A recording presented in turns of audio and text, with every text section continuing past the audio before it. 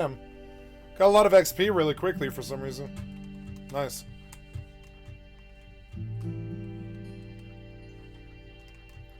Oh no. Ah, go, go.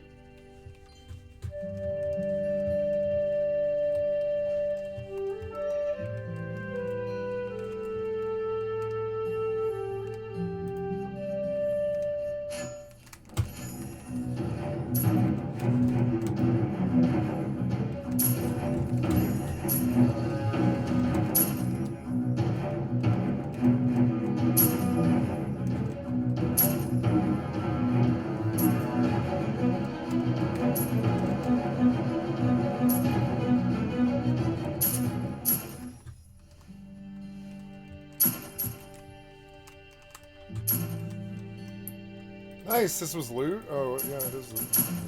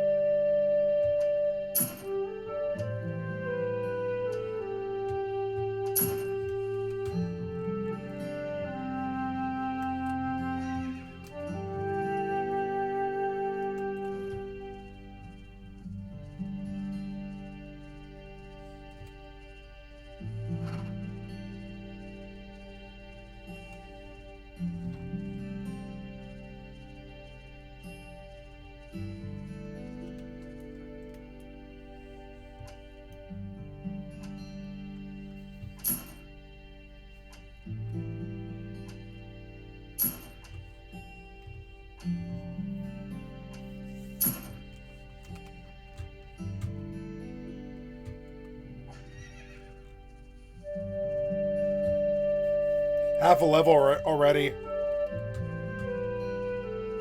Oh, I left my heater off. I'll be right back. It's so cold.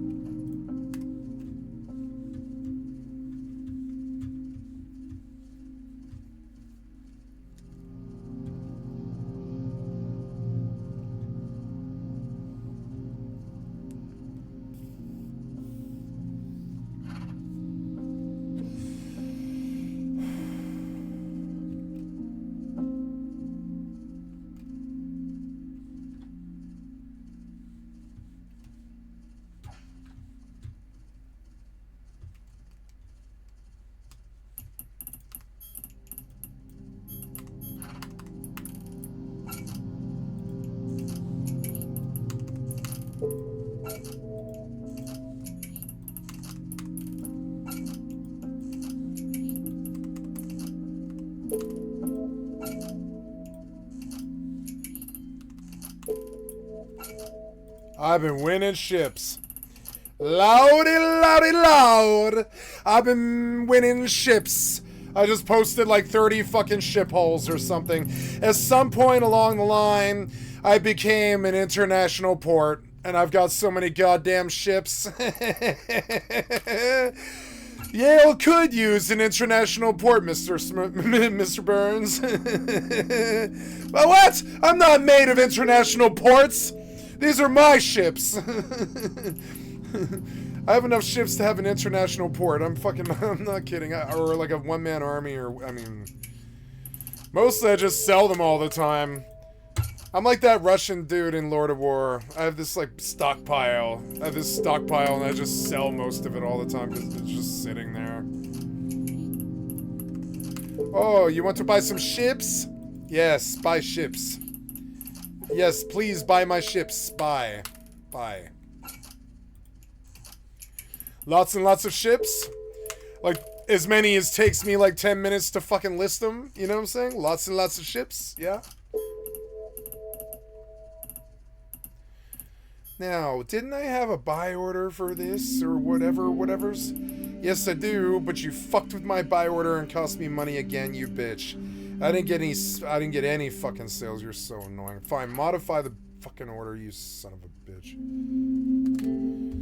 Compete on the market. How much money is that gonna fucking cost me or whatever? Don't charge me. Like, is it 7 million? Is that it? Okay, 7 million's fine. Yeah, modify. Fucking, I want these shuttles. Let's go. Let's go. I'm not paying 27 though. No. Let's see. We got 2.5 minutes to go. We're gonna make it more and more and more money. You can see all of my little ice mining ships just like sitting there.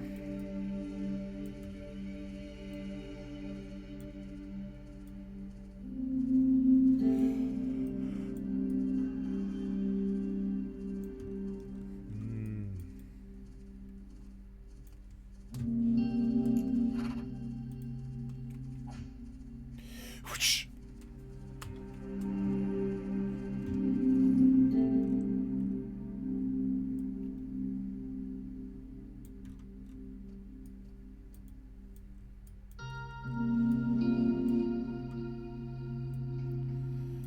Man, I could live deep in this fucking, like, jungle forest or whatever. Look at how many trees are right here. I probably will. I'll probably live in a really lush forest like that. And in the highest level zone that I can get to. That's where I'll build. Why are we going that way? That's the stupid way. Aww. What? What? How could you possibly think that's faster? That's so stupid.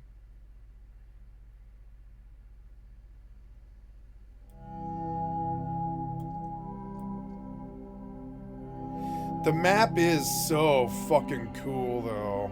It reminds me of Vintage Story, which is a really good game. Vintage Story. Yeah. Good survival game. It's yeah, it's not on my bar, but often I do keep it on my bar.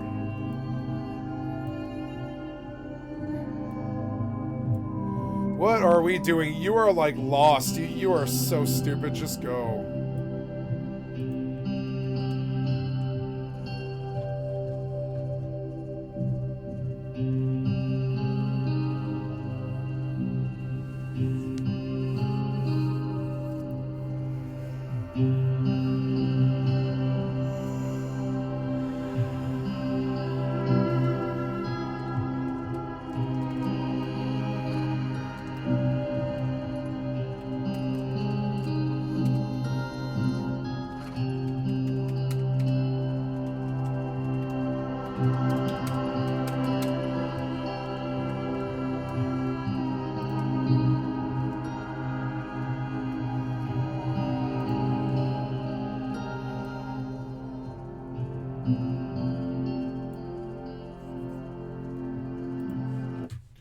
Okay, and now I'll go and look at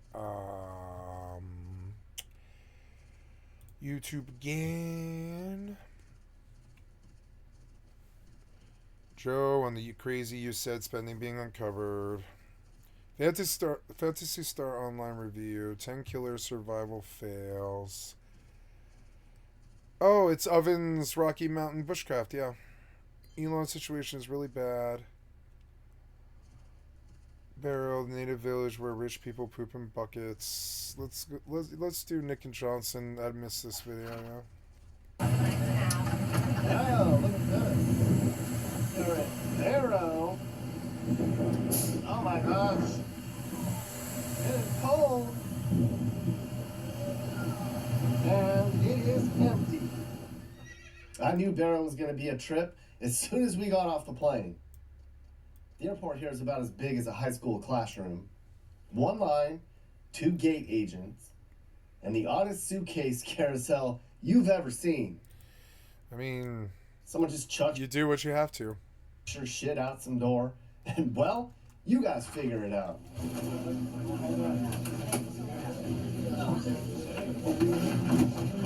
I'll just leave right here. And people check weird things on flights here. A vacuum cleaner, paper towels. Well, I later learned that a lot of these people fly to Anchorage to shop. I'll show you how much it costs up here. The best part is the walk from the airport to the hotel. There's one hotel in town, and it's not very far away. So we're walking in the room right now.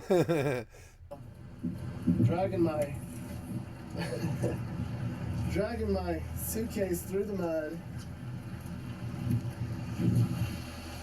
Or you could pick it up. Over to the hotel, through the mud.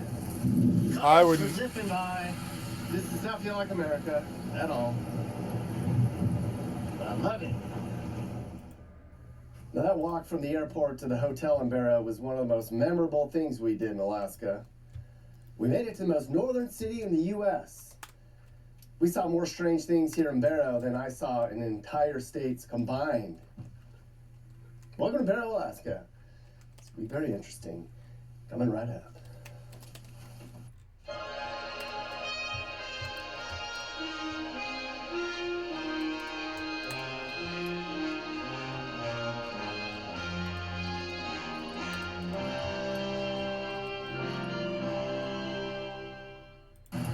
All right, in the wave, Ken.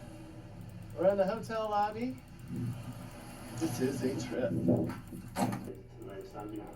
This is our room in Barrow. King Iron, the only place in town. Kind of bundled up. It's cold. It's about 39. Doesn't feel that bad though. It's like a dry cold. It's not terrible. You can kind of see what I have on. Boots.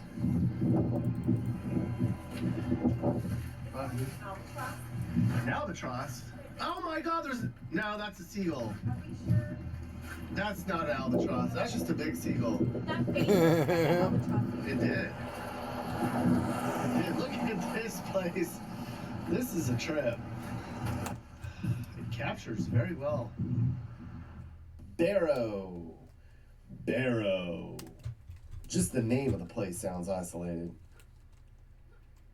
Okay, so where in the Alaska are we anyways? Well, Barrow is here. The only way to get here is by plane. One Alaska Airlines flight a day comes up here. There aren't any roads in or out of town. Well, roads that you might drive on. It's an Eskimo village, kinda. More than half the people up here are Native Alaskans. Used to be 100%. And today there's some science research labs, some government workers, and oil workers up here. It seems that almost everybody up here that isn't an Eskimo wound up here for work, and it's temporary. Like, you don't just decide to move to Barrow to raise your family. And the oil part, that's the most important part. Oil is a big deal up here. It's the Saudi Arabia in the North Pole. The Eskimos struck a deal so they get these huge paychecks every year. A family of 4 easily gets $250K every year in oil money. But most of them don't understand money like we do. So they live like this.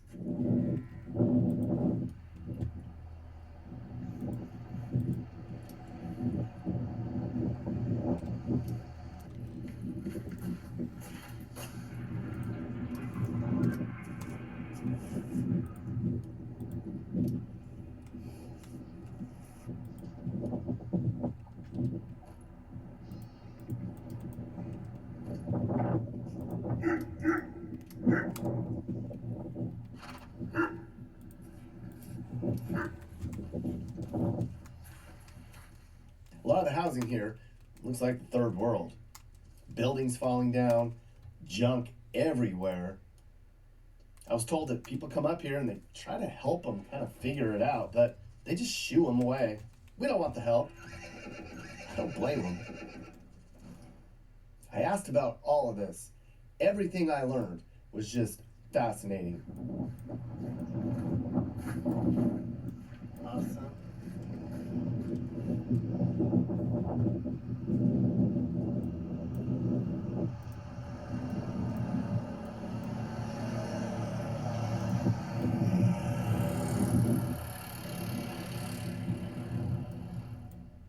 Now, I'm sure you're wondering about how much does it cost to live up here, Nick? I want to move to Barrow. No, you don't. But I was shocked at the housing prices when I looked it up. Houses here are about $400K, just like where you live. And jobs-wise, well, they need you. Teachers, doctors, construction people, clearly. They have to bribe people with a lot of money to come work up here. Really? Teachers make $90K a year here, and they get free housing. I'm not sure if the housing looks like this or not, but they get free housing. If you're a single blue-collar dude and you want to make a big pile of scratch for a couple years, and you like mud and snow and no women your age, well, this is it. I was told the natives here used to live in igloos. So, a rundown 600 square foot warm box, well, that's better than that, right? And the junk? Well, when something breaks, they just replace it. The truck runs out of oil, well, here's a wad of cash for a new truck. And don't throw any of that stuff away. Those parts might come in handy later. It's a fast truck.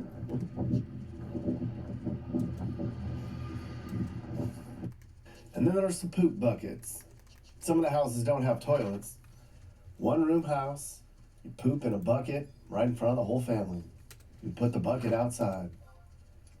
And they make 4 times more than the average U.S. household. And they poop in a damn bucket. Do what you have to. This one burned down. I can imagine why they burned down.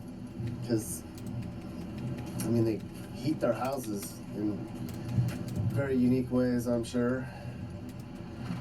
And it's just...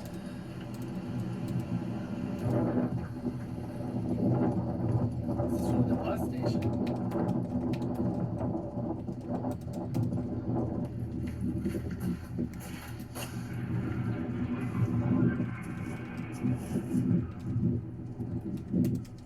They seem comfortable like this, but it's not easy to try to get somebody to fix things anyway. Labor's hard to find in a little village at the end of the world. And here's another cab. Oh, it's an Uber and a cab. Fuller cab. That's what I would By do. the way, this is you. That's what I would do. Barrow, Alaska. I would take a flight up to Barrow, Alaska, and I would drive Uber for like 6 months and just like live in a motel for a week and just see how well I did with Uber. Or I can't though. I can't. God damn it, disability. I mean, I can't. I don't know what'll happen. The only paved road in Barrow. I'll end up in some motel room with a stripper smoking drugs. I know what'll happen. It's fucking stupid. Anyway. Right by the airport. There's the airport. That's the terminal. That's it. There's the in and out of the Barrow Airport. If I were him, I would bring a drone with me, and I would get like the longest range drone that I could possibly get, and I would like right from the airport. I don't know about the airport, but I would drop a drone out like at the closest park or whatever, and then just get a camera shot of like as far as you can fly that fucking drone. You know, I think those drones. How far could I'm kind of curious to see how far can drones go now. How far can a consumer grade drone fly? 5 miles, which is so much. Like, especially in a big radius, you could just do a 5 mile radius of the whole town. You probably get the whole town. Not bringing a drone, like this guy's like good at what he does, and he's engaging and entertaining. I definitely would do a drone flight here. I'd be like, all right, guys, so we've arrived at town. First thing we do is we do the recon, and you fly the fucking drone all over the motherfucking town. Who cares? Or They might not like that, but I mean, what do they care? And then you fly it on back to the park where you're at. And if they ask you, you say you're just a drone enthusiast, a streamer from out of town, and you don't want to bug anybody by getting in their face. So you just fly a drone to get a beautiful shot of it, and then you land and you leave. And here's my tickets and my passport. I mean, I'm just here visiting, you know. And they're like, okay, don't fly a drone again, but you could probably get one good drone flight before anybody had any idea what was going on. Like, maybe, I mean, what can they do? Can they track the drone back? No. If you fly in a big, like 4 mile radius, I don't know how you would measure 4 miles. You'd have to know the area really well. Not losing the drone would be really hard. It would be hard. I would keep it kind of close to you, you know. Getting it back might be kind of hard, but no, I think they can just have it auto fly back now. And this is what you see. As soon as you come out of the airport. Yeah, and you could just fly all around the town. You could even like you could probably fly down the streets basically. You could fly above the streets and they'd be like, who's flying a drone all over the fucking town? Somebody probably take a shotgun to it, right? But I mean, like, no, if you kept it up high enough, you could just get a really good aerial of the town, and they probably don't care. Welcome to Barrow. They notice it, but they don't do anything. They probably don't care. Alaska.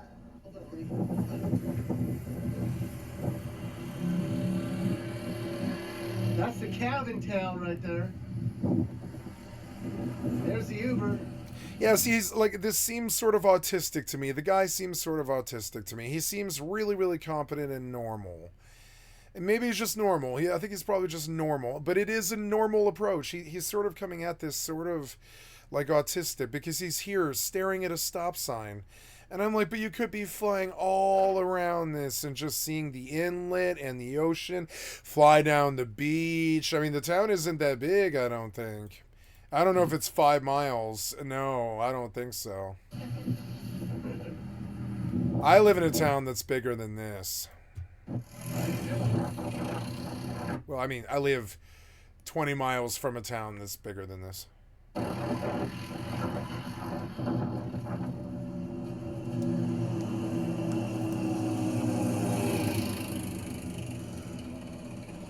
It's a preferred method of transportation around here. So a lot of the natives drive four-wheelers around everywhere. A lot of them don't have cars.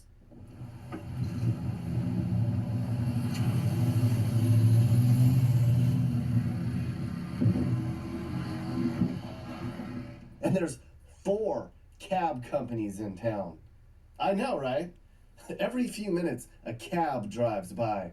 And it's the strangest thing to see a taxi go by in this type of place. No, it isn't. No, everybody's fucked up. Everybody's drunk. Everybody's high. The cops are looking for DUI because they have nothing to do. So they're like out looking for Deweys. And if they roll you Dewey, your time in this town might be over. They're probably like, get the fuck out of the town. So they're like, we don't tolerate DUI here. Get the fuck out of our town now. You caught a Dewey here. That's, I'm the cop here. I'm gonna make your life hell if you don't leave. And that's what they're afraid of. So everybody takes cabs because they're wasted. It's Alaska. There's nothing else to do but drink. I'm in the same situation, kind of. I imagine sometimes I get a little bit guilty thinking about how much I drink. But I mean, I'm constrained to a rural fucking town with like I could go to the club, but it's it's like a 22-mile drive. Like, so I have to drive like 40 or 50 miles to go to like some club or something like that. And I don't want to. I don't really want to do that right now. I don't want to drink. I don't want to drink socially. I just want to like be the homebody because it's just, what I feel like doing. And so, yeah. And so, Yeah, so cabs are common. There's nothing to do. There's cabs are common out here too, like really common. Like I worked for a taxi company out here, and I made buku money, because it's like this town loves cabs because everybody's fucked up. Like my family sort of guilt trips me for drinking, so I only drink like maybe once twice a week if I'm lucky, but it's more like probably like once every 10 days or something. And while they don't monitor or care what I do, and they don't even know I have the liquor. You know what I'm saying? They don't know. They don't track what I do. They don't come check. They're not the cops, and they don't care. They know I'm an ex junkie, but they don't worry because they know that I never really leave the house. You know, I leave the house, but I don't do any. I leave the house all the time, and I do it to help them too. But I like, you know, I like just this month I did what I think it was 3 IRL streams up and down the Pacific Coast Highway, comprising 4 hours each time. Or no, it was there that like I did 3 8 hour IRL streams where I drove between like 80 and 100 miles an hour up and down the Pacific Coast Highway, or I'm sorry, you know, the highway. And that was really fucking dope, but it's an example of how I do get out of the house, and I go and I talk to people, and I bought stuff, and I sold stuff, and I moved things and all this. I sound like a drug dealer, but I'm not. And because we're renovating our living room, and we bought furniture all over the seaboard basically, just to bring the room together. And so, yeah. And so that's an example of just what I did this month, which was like fucking 14 hours of IRL stream up and down Pacific Coast Highway. So, I mean, I do get out of get out of the house, I do. But I would prefer to be a homebody right now, like these people. I like this town. I could see living here, because living in a small domicile in a town like this does not bother me. And walking to the fucking grocery store doesn't bother me. Riding a four-wheeler would not bother me. I'm not scared of that. I rode mopeds and motorcycles. I'm not scared of a four-wheeler. I know how to shift and all that stuff. I'm not an idiot. I would do well in a town like that. It would probably be kind of hard when you first got there, but I think after a little bit they would just accept you. Especially if you hustle taxi the whole time. What the fuck would they know, really? Is you just move in, you fly your freak Uber flag, and you start taking Ubers from all over town because everybody's drunk. And then you just drink. You do 14 on, just like I'm doing right now. You do 14 on, 14 off. You do like 14 on, 14 off. You go 14 hours. You make Uber money. You make buku Uber money, and you like, you know, you come back from the shift with like $400 or something like that.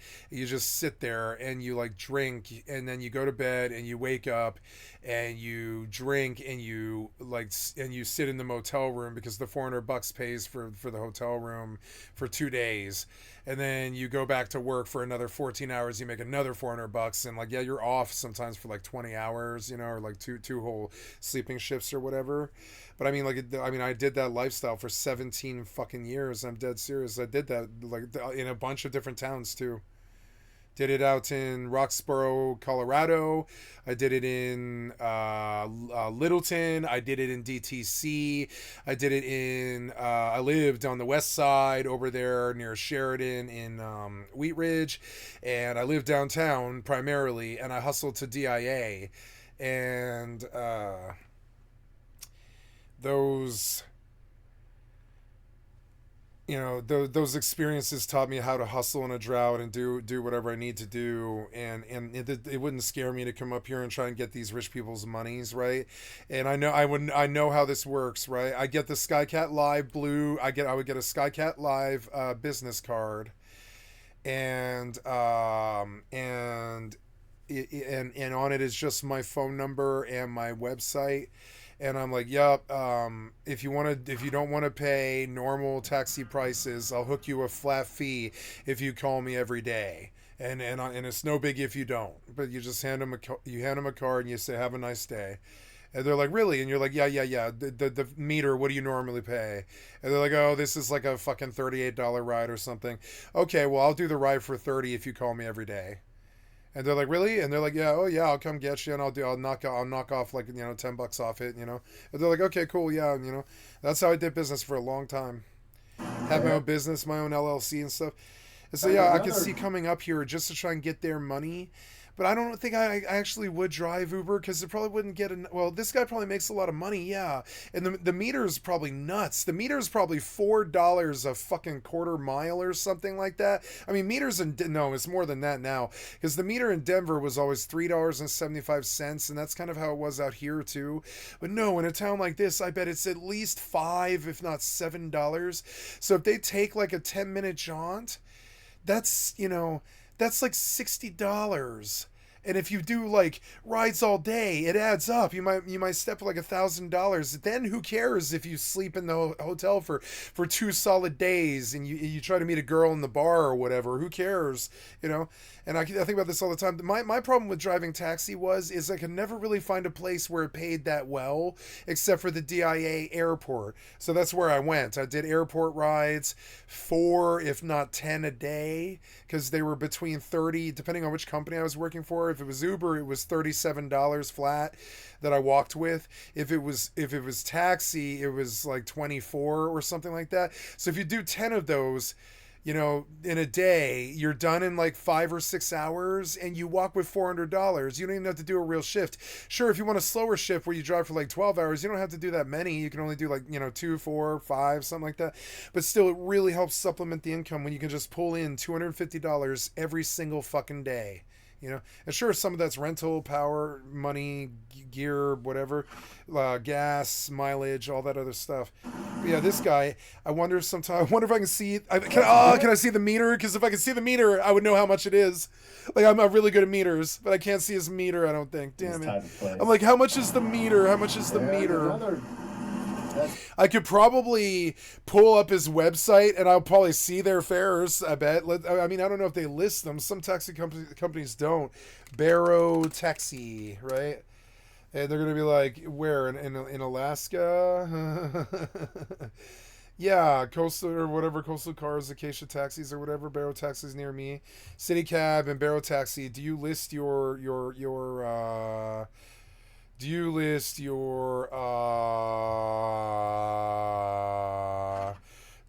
your yep. Do you have a website? I'm looking for a website for any of these. No, but anyways, I imagine a cheeky taxi driver could probably charge like $7 a quarter mile, which is just insane.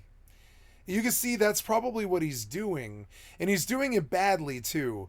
Because, like, in the morning, if you were making that kind of money, in the morning, you would go out with a bucket of like, hot water that you strode from a pot or something like that, right?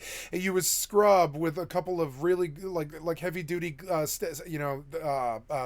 heavy, sturdy gloves and stuff. You would scrub this car till it was clean, like it looks like it was waxed, and maybe even wax it. And if you make the car look good, you can make some real fucking money. But this guy, I think he's so busy because he just drives drunks all around the town, right?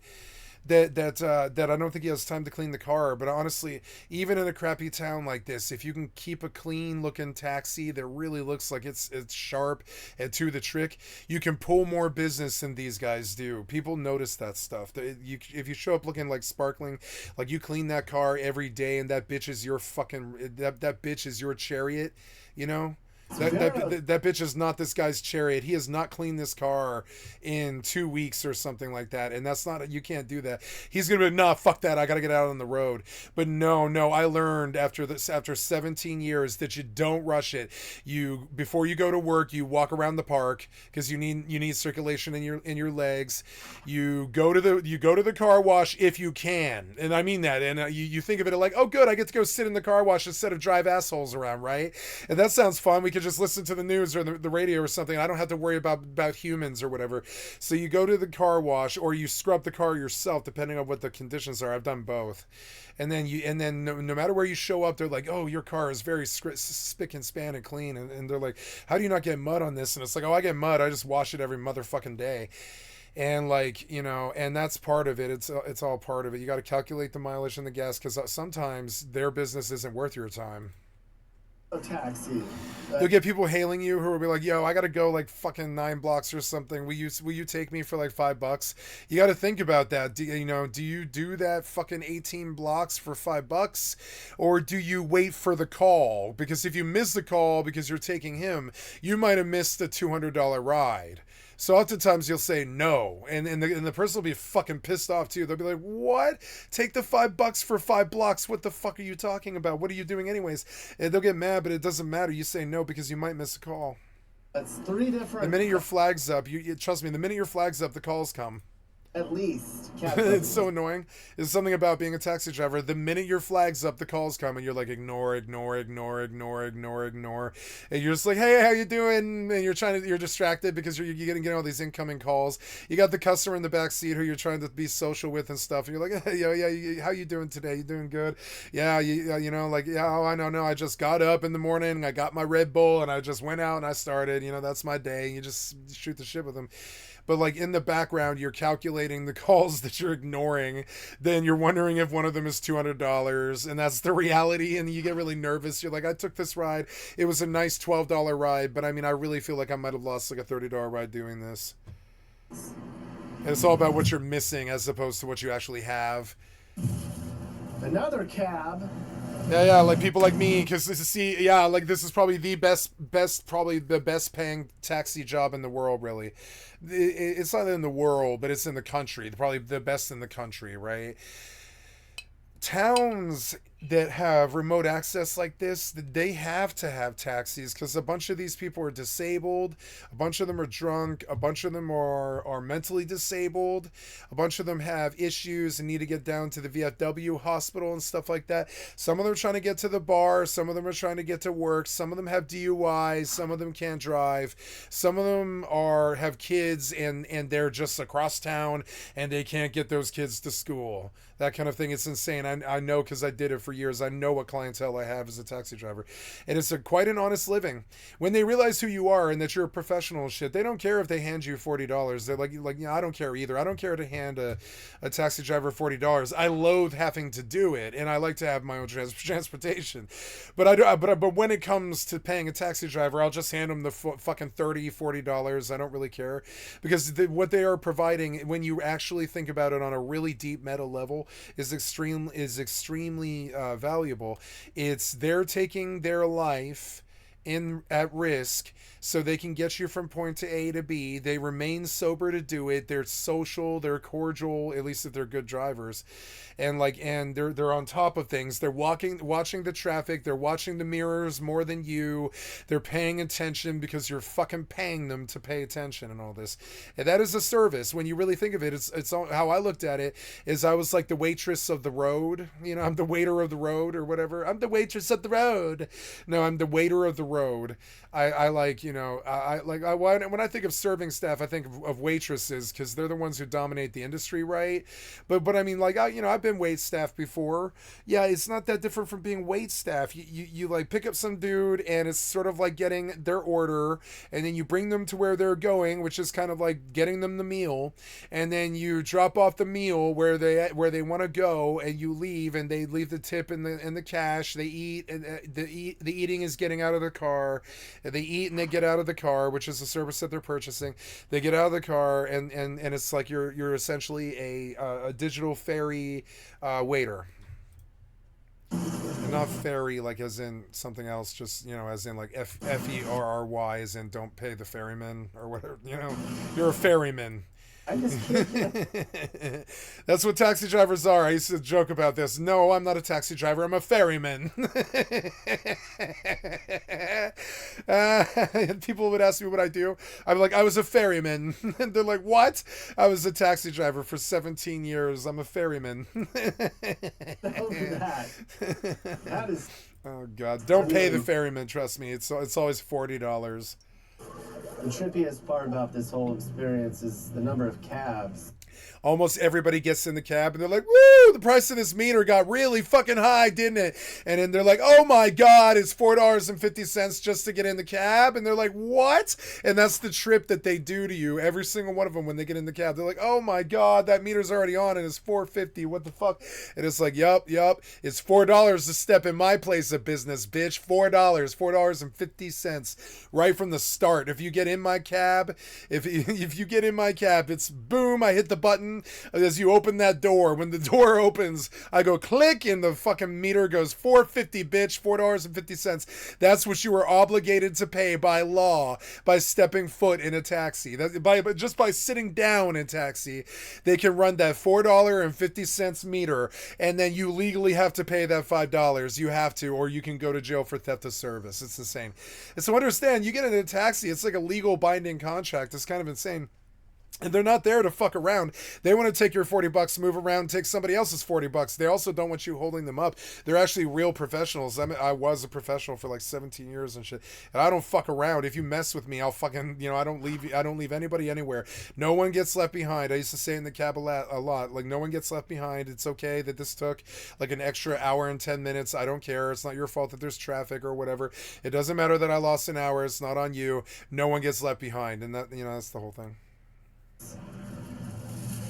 A good taxi driver can do really well out here because these guys, they get in and it's always a $40 ride. Even to go like 10 blocks is always probably like a $30 or $40 ride.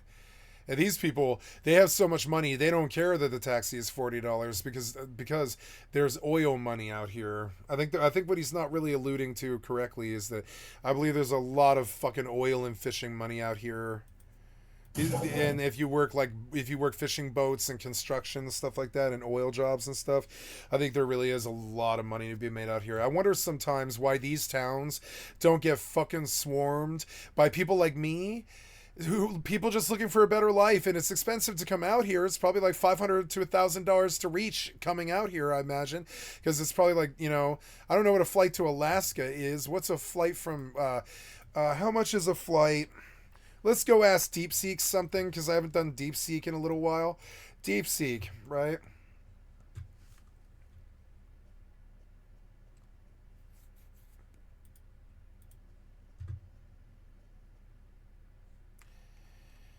Got to pull my loud horn, which is like where is that? I forget. Is it that one?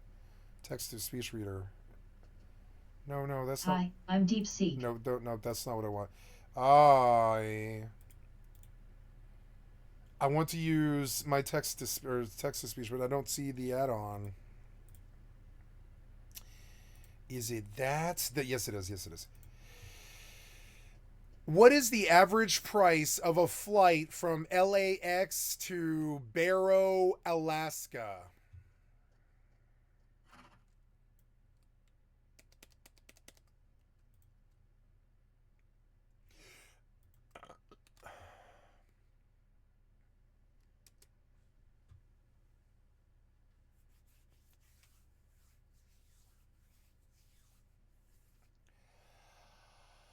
$26 results on the web. It's thinking and sorting, and it's like, okay, give me just a few seconds.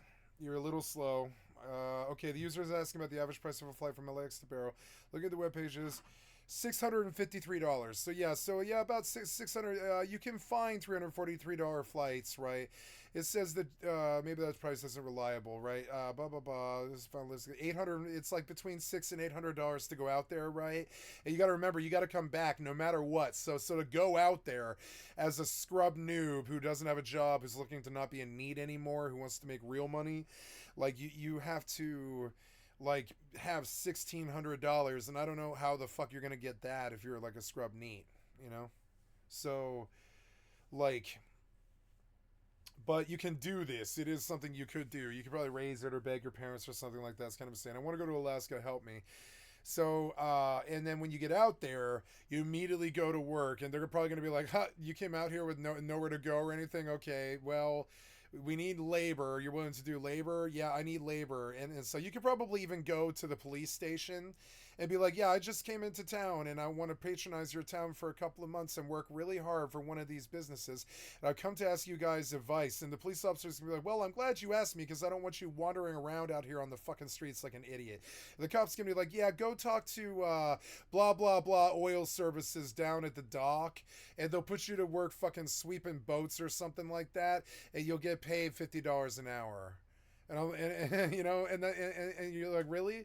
And they're like, yeah, just go down to the docks and talk to them. Look for blah blah blah services, and they'll probably give you a job. Yeah, they're always looking for labor. They tell me all the time, send people their way, and so like yeah, and somebody really doesn't care if you push a mop well or not. Just pays you $50 an hour to broom sweep, right? And the hotel's probably $189 or something like that. But I mean, if you're making $50 an hour, that's still only 4 hours of your day. The other 4 hours is $400 in your pocket or whatever, you know. It's kind of crazy. It's and they treat you well too. They'll be like, oh, you need to stay in town. Well, I got a hookup here. I'll get you a place or I'll comp you a room or whatever. You intend to work for me for a while? I'll help you find a place. Yeah, no problem. Like they're small town people. They're really friendly. And yeah, and they are looking for labor and stuff. And so I wonder why we haven't seen some kind of cultural revolution where all the losers in the metropolitan cities and stuff that just aren't doing well under the rent pressure. I don't know why they don't just take the last rent payment and just come up here and start working out here. These towns should have been flooded with fools that want real money for real jobs that actually get pay, so they can come back to the metro with like, you know, $80,000 or like $100,000 or something like that. I know because my friend M. He lives down here by me, but he goes up there. He goes up there to do all of his business because they pay 10 times the money. He's a house contractor, if I recall. I think, yeah, but he's not on a real serious level. But he does, like, you know, because he's kind of like part time because they pay him so fucking well. He does a bid and he'll be like, oh yeah, that's 22 grand. So all he has to do is like 4 or 5 a year or whatever. And you know, and a job doesn't take longer than like 3 weeks or something like that for somebody like him. So like, yeah, so, and I think about this all the time. I'm like, the reality is that I lived in the last 2 places that I lived weren't so good. And I wonder why these places aren't flooded. They should be. Cabs, dirty pickups. These roads should be flooded with dudes who are walking to work and stuff like that, and they should be talking about it on the news. This town has experienced a serious resurgence as all of these losers from, from St. Louis, Missouri, who didn't want to get shot in Chirac or whatever, came up here and didn't want to die in the KC Mo or whatever, so they came up here to try to get a new life. They work for 2 years and they walk away with 140 grand or something like that. They go back home to the fucking ghetto or whatever, and they slap down 48 grand for a year's rent or whatever, and the landlord's like, I love you, you're paying a year up front. The landlord's like, I love you, what do you need? They're like, no, and you're like, you're paying the deposit and all? Yeah, I'm paying the deposit at all. Here's 72 grand or whatever, here's time and a half and the whole year. And they're like, okay, cool. And then you got a whole year to work with and $100,000 to sit there and drink, fuck girls or whatever. And then after a year or whatever, you just go back up to Alaska. And I have a friend who did this, and for a while there, how I came to know people out here and how I got my start out here on the West Coast was because he was like, I need somebody I can trust to, and I trust your parents, and they tell me you'll never cross me, and I'm like, no, I won't, I promise I'll never cross you. If I pissed off my parents, it would be very, very bad for me. And so I'm like, okay, yeah. So I took care of his house whenever he went to Alaska. For a couple of years I did that, and he was like, oh yeah, I'll be gone for 5 months, you can just live in my house for free. And I'm like, really? I can just play video games and sit in your house? And he's like, well, you should work and so you can eat, but yeah, I mean, yeah, you can do whatever you want, find a job or whatever it is you're gonna do. And I did. I went back to work driving taxi, Trucks.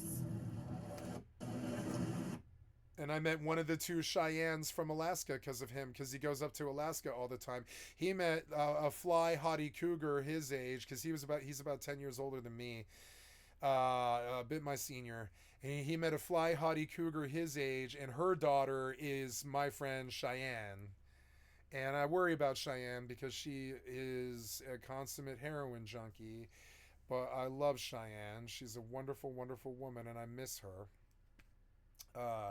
We got along like peas and carrots, we did. because she's got the small town charm. I was the social butterfly king of the flophouse charm, where like, come to my house, smoke my weed. Here's a bong. What can I get you? I got cold beer. Get one in the fridge. We got cold beer. Fucking beers in the fridge, motherfucker. Let's go. Here we got 2 joints and 2 bongs running. What can I do for you? Would you like to watch a television show? I think we're gonna fire up The Office or something like that, right? That's how I was for like 17 years or something, and it was it was a good time, but. I don't know, like so small town people get along with me because I'm like, hi, hey, hello, and they're all like that too. Because if you don't use that kind of etiquette in a small town, you won't get along so well. A lot of workers from the slope. They're also cagey too. They're also cagey. It's hard to get them to come out of their fucking shell. They're also cagey, in just the same way that they're like outwardly social because they're from a small town. They're also cagey too, though. Oil workers. They're like cagey. They don't trust city folk. Oil worker truck. And I don't trust them either. I don't trust country folk. They've got too much time on their hands. They don't trust city folk. They've got too much time on their hands. I think in a little bit we're gonna actually go up and see. So this is the south side of the village. City folk don't work for a living. Country boys get to work, sawdust and the country boys get to work or whatever. I've done both of it. Country boys get to work, but I mean city boys don't. The city boys don't work. You know what I'm saying? So it's sort of dumb. So, but when you go to the country, there's nothing to do. So why would you work? It's sort of dumb. It's like I used to call it short bustling. When you go to short bustling, why would you bother working? There's nothing to do. Just get drunk and watch the pendulum sway, like good man Yellow Wolf says. There's shit all to do in the country, but get drunk and watch that pendulum sway, which is, and you know what he's talking about. It's a clock. He's talking about a clock in his fucking back room house with a little cuckoo clock or whatever, and it's got a little thing going ding ding ding. And in the country, I do it myself. Watch, the clock's right the fuck there. And it just ticks on by. When you live rural like this, oh, I lost my camera. Hold on. God damn it. Stupid ass camera. What do? I deactivate. No, wait. What do I do? I deactivate, but you're not letting me. For some. Oh, wait, no. I go. Deactivate, activate. Did you work? No, you fucked up. Is the cord out? Yeah, the cord might be out. No, there it is. So there's my new clock. See, it's like 10:47 right now. I watch that clock. I do it all the time. I sit there and I stare at that clock. There's nothing to do in the country but sit here and get drunk and watch the pendulum sway.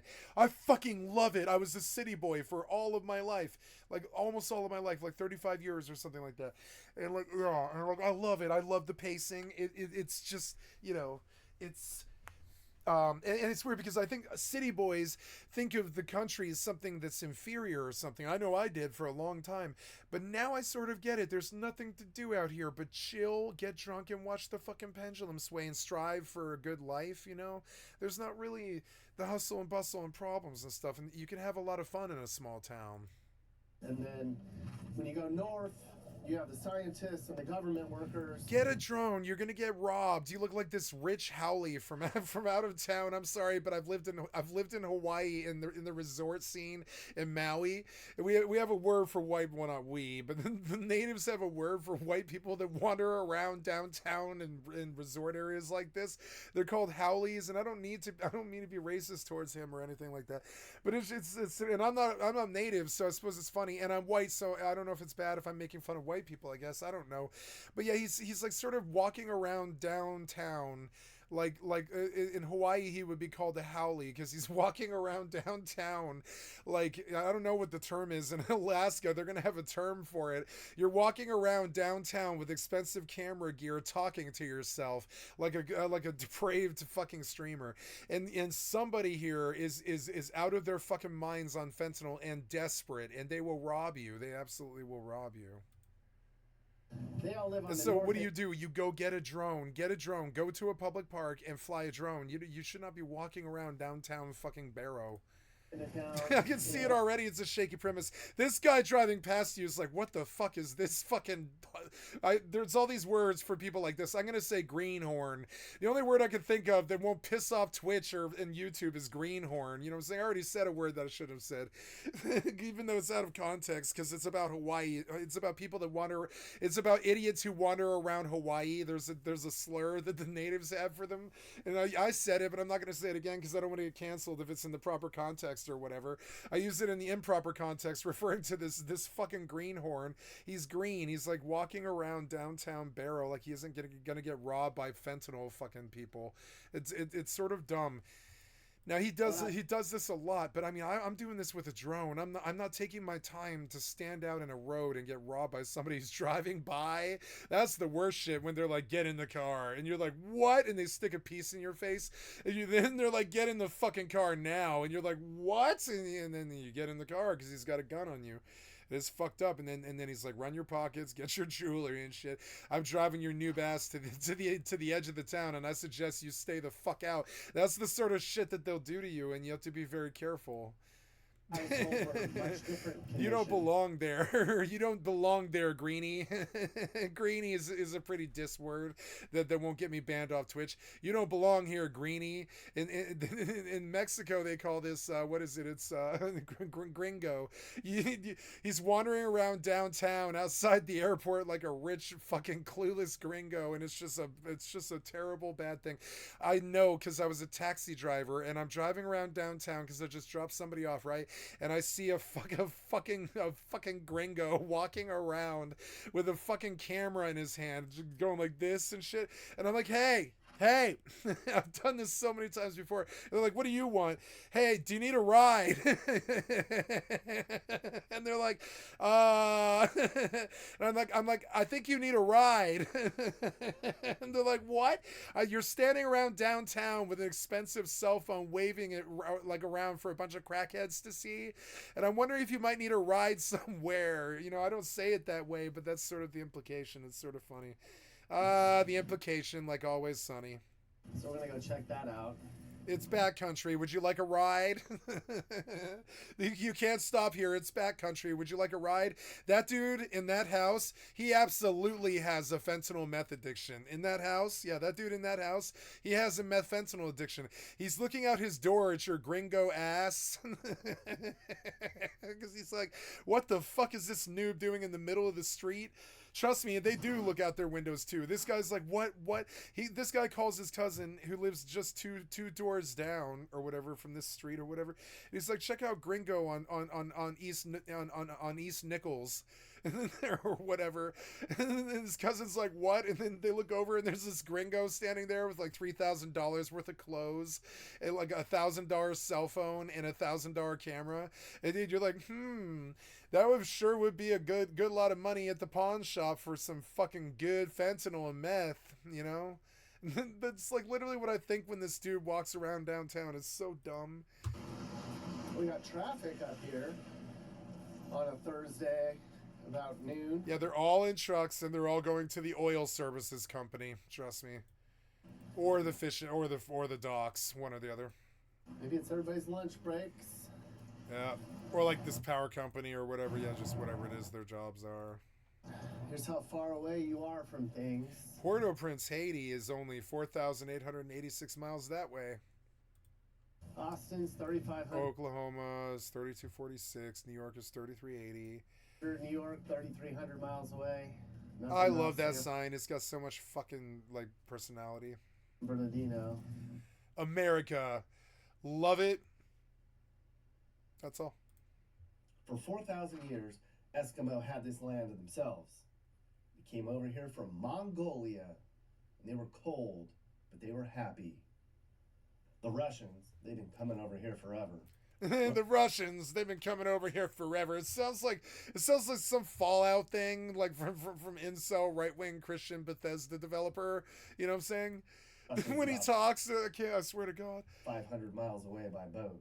He's not Incel, of course, but I'm just saying. And Like, in 1826, the Europeans. Russians come over here all the time. It sounds like Fallout to me. It's sort of dumb. And they called it Barrow. And they set the place up as a whaling hub. in the 1850s. We're whalers on the And moon. over time, organizations We're as began far north showing as you up. could possibly go. We're Scientists, whalers on the moon. governments, defense industries, oil companies, for sure. Told you. And for a long time, it was just known as Barrow. Well, that didn't go Oil, over very well with the Inuits. They Canning, complained a lot. fish. And so 8 years ago, they changed the name to Utqiagvik, which means a place to pick potatoes, which I thought was kind of sorry. You know, A I thought it would place mean to pick frozen potatoes. whale land or something cool, but whatever. A place to pick potatoes, huh? And I was told, a lot of this town is new, Nick. Like new construction.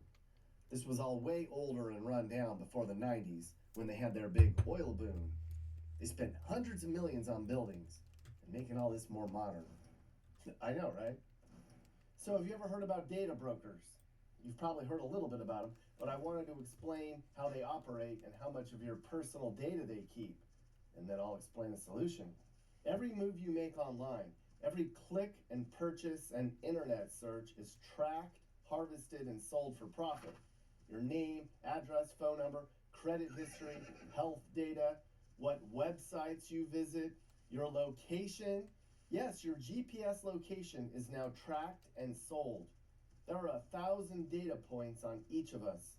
It's all out there for sale. It's scary. And when the data brokers have your personal information, they can do whatever they want with it.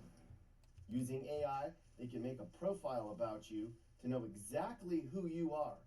They probably know you better than you do. And then they sell your profile to whoever wants it.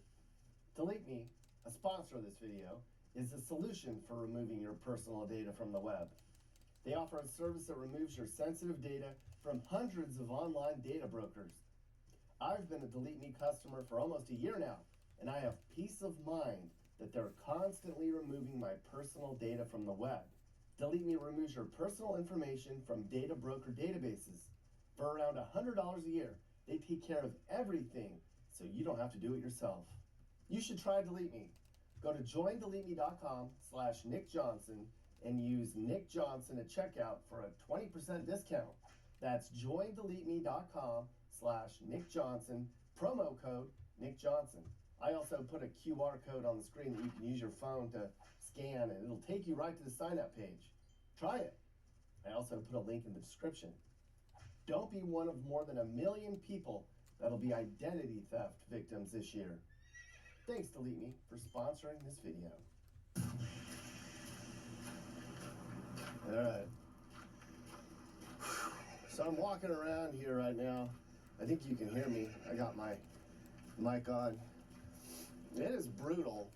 It's probably 30, 35 with a really strong wind. I'm walking towards the Arctic Ocean right now. And there is nothing to block the wind out here. And it is just, and this is what I came for. No. We had a little bit of sun yesterday up here in Barrow for a couple hours at the end, but I don't think we're going to see any sun until we get back to Anchorage in a couple days. And I'm seeing people just sitting on their porch smoking cigarettes in shorts. Like, this is just normal for us. This is warm. So, yeah, good for them. The most interesting place I've ever seen, and these people just live the way they want, and they just do what they do out here. It's just another normal day for them. One of the most fascinating days I've ever had.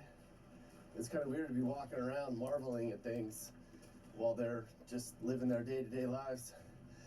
But I had to put the shades on and the beanie on and the gloves, and it's still not enough because the wind is just howling right now. You probably can't even tell. But I tell you what, these people just live life on their terms. Who's gonna tell them no? On roads that aren't paved and mud everywhere and just stuff's in shambles. I don't think that they can fix things very easily. So I think when things break, they just No! leave I it couldn't alone. move! You rolled into them! They really Why did you recycle roll them. I into don't them? I was know trying to roll that way! What they the do, fuck? But I mean, everything here is just absolutely wrecked. Oh, damn it. I don't think there's a building in this town that's not destroyed, really. Look at, here's another one. And people live in there, and they heat their houses with oil and whatever. Because there's no fire coming out of the chimneys. So, this is what they do. And That must be so expensive. there's a lot of people driving around looking at me. I don't know. What are you doing? Here's another example here of just a random street here.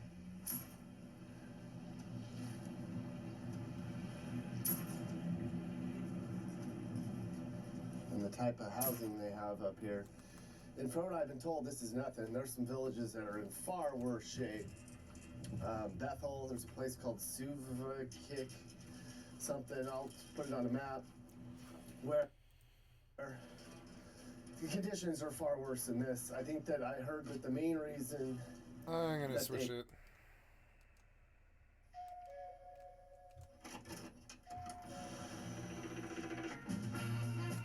Thank you, Steak and Eggs Podcast. I'd like to sub to your channel. Hello, everybody. Welcome to Steak and Eggs, episode 83. I'm Emmy, and I'm with Lakari and Asmon, of course. And lots of things happened this week. OnlyFans did their raid. Asmon doing his stuff. I caused trouble again. Oh no. As we always Again, call yeah, it. I know. What did you do this time? I don't remember. It happened like over 3 days ago, so I forgot. Yeah, actually, I forgot what the problem was that I did, but I did something wrong.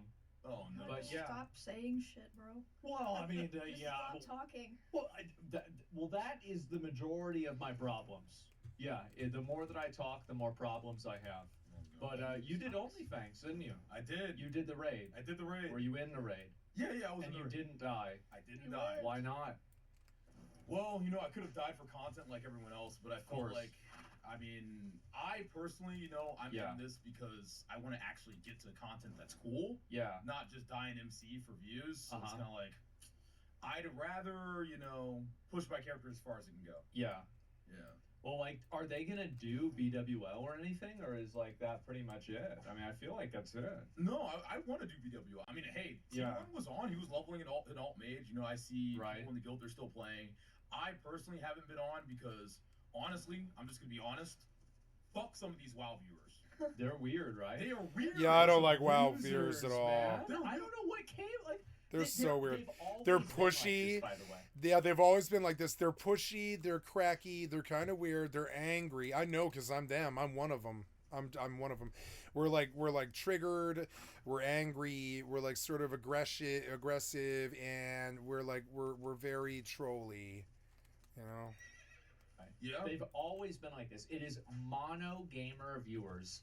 Emmy, are there a bunch of losers in the league community? Oh yeah, for sure. Of course. Like taking shit too There's seriously. losers in the League community. Yeah. But I have to say, after playing League, Yeah. and I thought League was the bottom of the barrel. Yeah. Like, as bad as it gets. Well, you've got to dig to find a WoW player. Then Rust. I dug a hole. Russ Yeah. is Now Russ the is the WoW king. players. That's- Russ has the worst community by far. And the thing is, like, I'm just gonna use Soda Pop as an example. Yeah. I've been on Soda Pop stream, played Dark and Darker with Sure. him and Vay, like, for months. Yeah. And his chat was fantastic. It was great. Of course. Great vibes, wonderful community. I just want to put it out there. I love Chance's chat. Yeah. I do. I love them a lot. And then, fast forward, we do OnlyFans. I play WoW. I try to do the same banter I do with, Mr. Poppins. And his chat's just like, man, this guy's fucking annoying. It's so annoying. I hate this guy. They're Can not we get part him of out like here? the actual community. It's got nothing to do with chance, because if it did, then they wouldn't have bullied his girlfriend out I of know. it. That's You know? insane. That's crazy. So you saw this. Yeah, it was people like sending messages or maybe just like typing in chat today, like, My God, she's beautiful. "Oh, you're only in because you're the guild leader's girlfriend." Like, how fucking stupid Yeah. are you? So Like, basically, she would have been there anyway, even if they weren't dating. Cause like she did so much. She's like a big streamer on her own. Like, are they fucking stupid? You know Yeah. what the Yeah, fucked no, up they're part about it fucking is? stupid, yeah. Actually, the fucked up part about it is the part that pisses me off the absolute most yeah, is you have these literal mouth breathing. I want to say it, right? I want to say it, but I'm not gonna say it. yeah. They don't even watch our streams. They don't No. even watch. They don't watch. They No, haven't they're watched WoW. us They're a WoW second. players, and they're like tourists that are like, oh, I've got this new person thinks that they can come into my game. Well, do they know what happened in this game 12 years ago?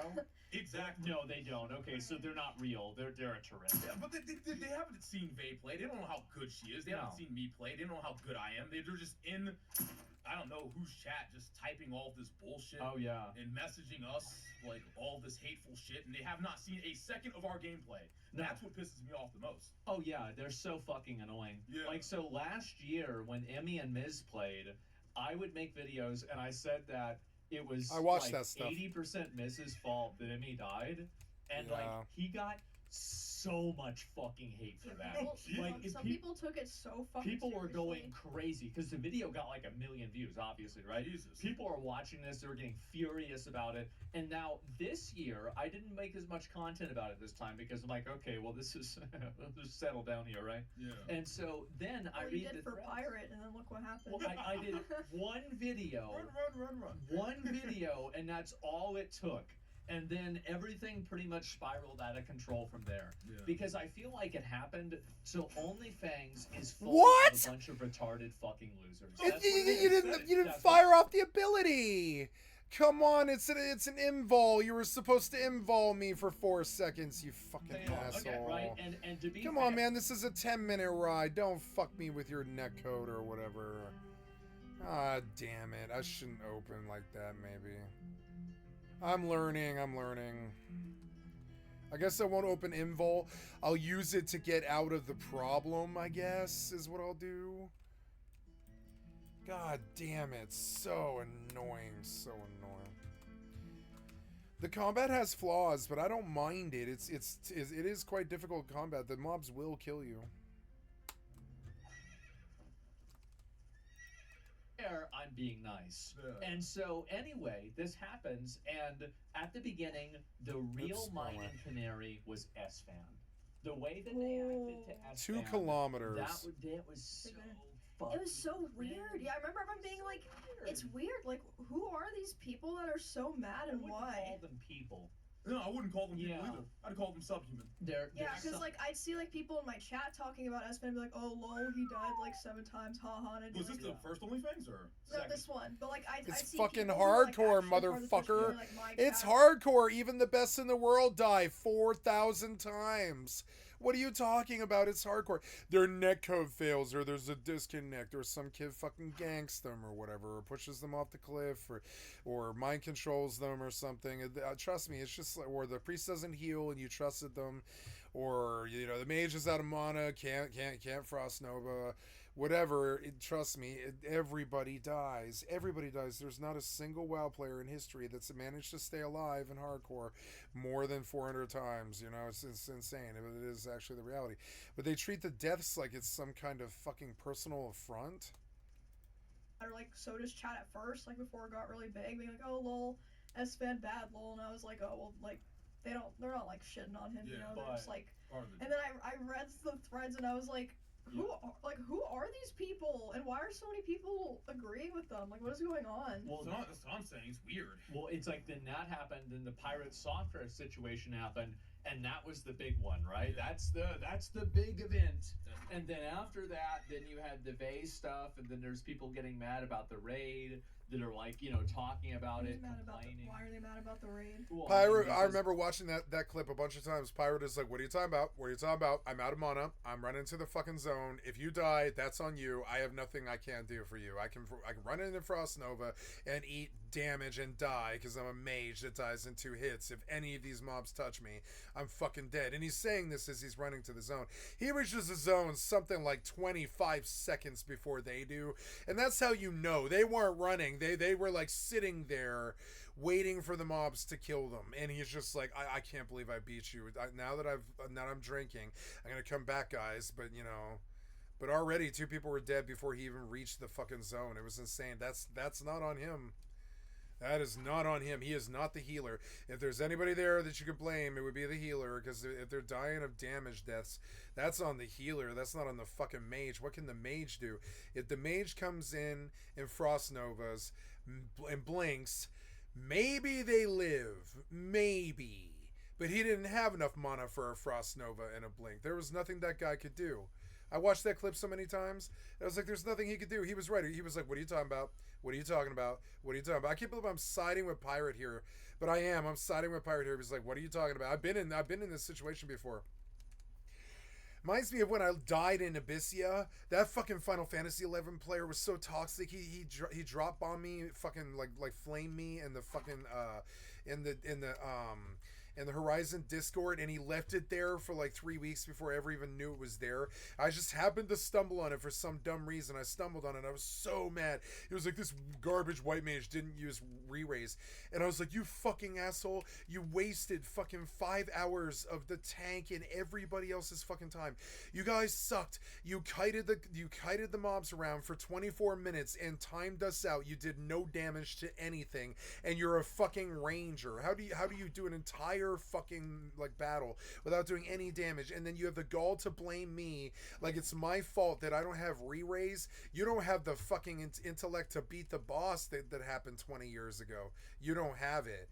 It doesn't matter if I have re-raise or not. You're not going to make it through the second attempt either. You're too fucking dumb to stay on a boss and tank and spank till it's dead. We told them so many times. They were like, get on with it, get on with it. We told them so many times, stay on the fucking boss. You're going to want to kill the ads. You can't kill the ads. It's just damage that goes nowhere. Don't kill the ads. Get on the boss. Sure enough, for 24 fucking minutes, I was like, get on the boss, get on the boss, get on the boss. And I kited for them. And they're like, how are we still alive? Because I'm kiting for you. Level up, Jeff Killer. Yeah, I don't know what's going on, but I'm just going to go on about my business, bitch. Yeah. And pull a whole fucking fuck ton of these. Here we go. We're getting a lot of them. A lot of them. A lot of them. See it? I'm going to run around in circles a couple more times and then go in a straight line here and get some distance. We're going to try and open with a spell. Okay, here we go. Yep, now 2. Yep, and then 7. I fucked up, I think. Go, go. I don't know. Did I get them? I don't think I did. Oh, well. I'm going to try. Whatever. It doesn't matter. I'm going to win this. Fuck this. Oh, I'll get him. I'll get him. I'll get him. Oh. Oh, what? I wasn't even thinking about the health bar. I killed them all, though. I think. Did I kill them all? I think I got a bunch of them. Yeah, I did. I got like half a level. Well, I mean, what? God damn it. This fucking 2-kilometer ride is so annoying. I've got to learn to not stop. You just can't stop. You need the lead. I'm getting it. I hate mass pulling. People died. Some people died. Some people didn't get in. You know, there's always, it took too long. Like, just everything is a complaint. I'm surprised Demira was in that scene as long as she was. I didn't think she could handle it.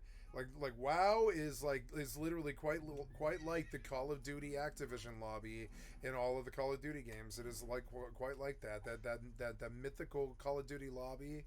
That's WoW. WoW is the actual Call of Duty lobby. They were there before Call of Duty. Their game came out before Call of Duty. Their game came out before the Xbox 360. The first real Call of Duty was on 360. You know what I'm saying? So like WoW was the original Activision lobby. It was, I mean, and those kids, they were the worst. Now they're like 40 some odd year old man children like me. Way too angry like me. Probably with drug pasts and methamphetamine histories like me, fucking angry, and just not too good. And yeah, that community, I despise them because it's me. It's me. I'm that community. I'm king of the tweakers. Whatever. I taught them how to troll on Rogue. I told them to go uninstall. You know. Right? It did take so fucking long. It did. I don't know why they got us up at crazy. like 9 They a.m. went back to Orgrimmar like 5 times. There's only 3. Dude, so It felt like 5. Asmund, like you played WoW, Yes. right? Is that what you have to do, or No. could we have done it more efficiently? Yeah, you could have done it more efficiently. So why did we go back to Ogrimmar 5 times? Well, everybody had really high viewers. And Is so, that really well, why? that's not the only reason. Basically, like, so world buffs do run out over Yeah. time. Yeah. And so you want to refresh, like, different buffs and have different things like that. Okay. Sure, but it's just not really that important. Mm-hmm. But, you know, for some people, they're going to want to do that just to make sure that everything is, like, you know, It's perfect. hardcore. And Yeah, I think that's hardcore. why- It's that's why hardcore. They're happened. nervous. But They're it's so meta It nerds, is and weird. they Yeah. check every box. You just can't like. You can't please these fucking WoW players, huh? You can't please. No, no, you can't. No, actually. that's It's impossible. impossible. You can't No, make no. people, you know, like you who hate themselves, Yeah. and that's what they Aw. do. And like Yep. I've noticed You this. like, can't whenever make people like you who hate themselves. Yeah, I've never heard it said so well. Yeah. I've never had a problem with ever making anybody like me, except for weirdos on the WoW internet or the Rust internet. Never had a problem. Kill the monsters in the specified area. This isn't the area. Where's the area at? I can't see it. Where is this? I'm supposed to be here. Yeah, this is it, isn't it? Yeah, I think it is.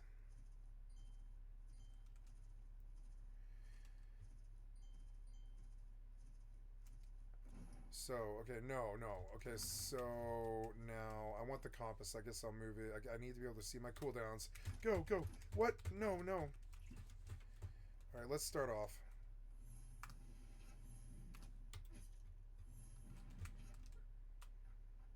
Yeah, that's enough time to get out. That's cool. Go.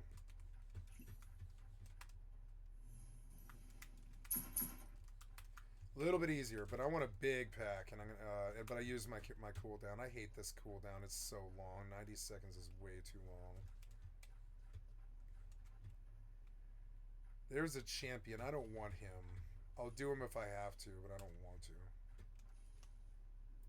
I saw the way the classic. What time is it? It's 11:17. I think I will go till 1 o'clock, which is a long shift. I don't even know how long I've been doing this. Let's see. I interrupt halfway. Yeah, I'm pretty far in. Jesus Christ.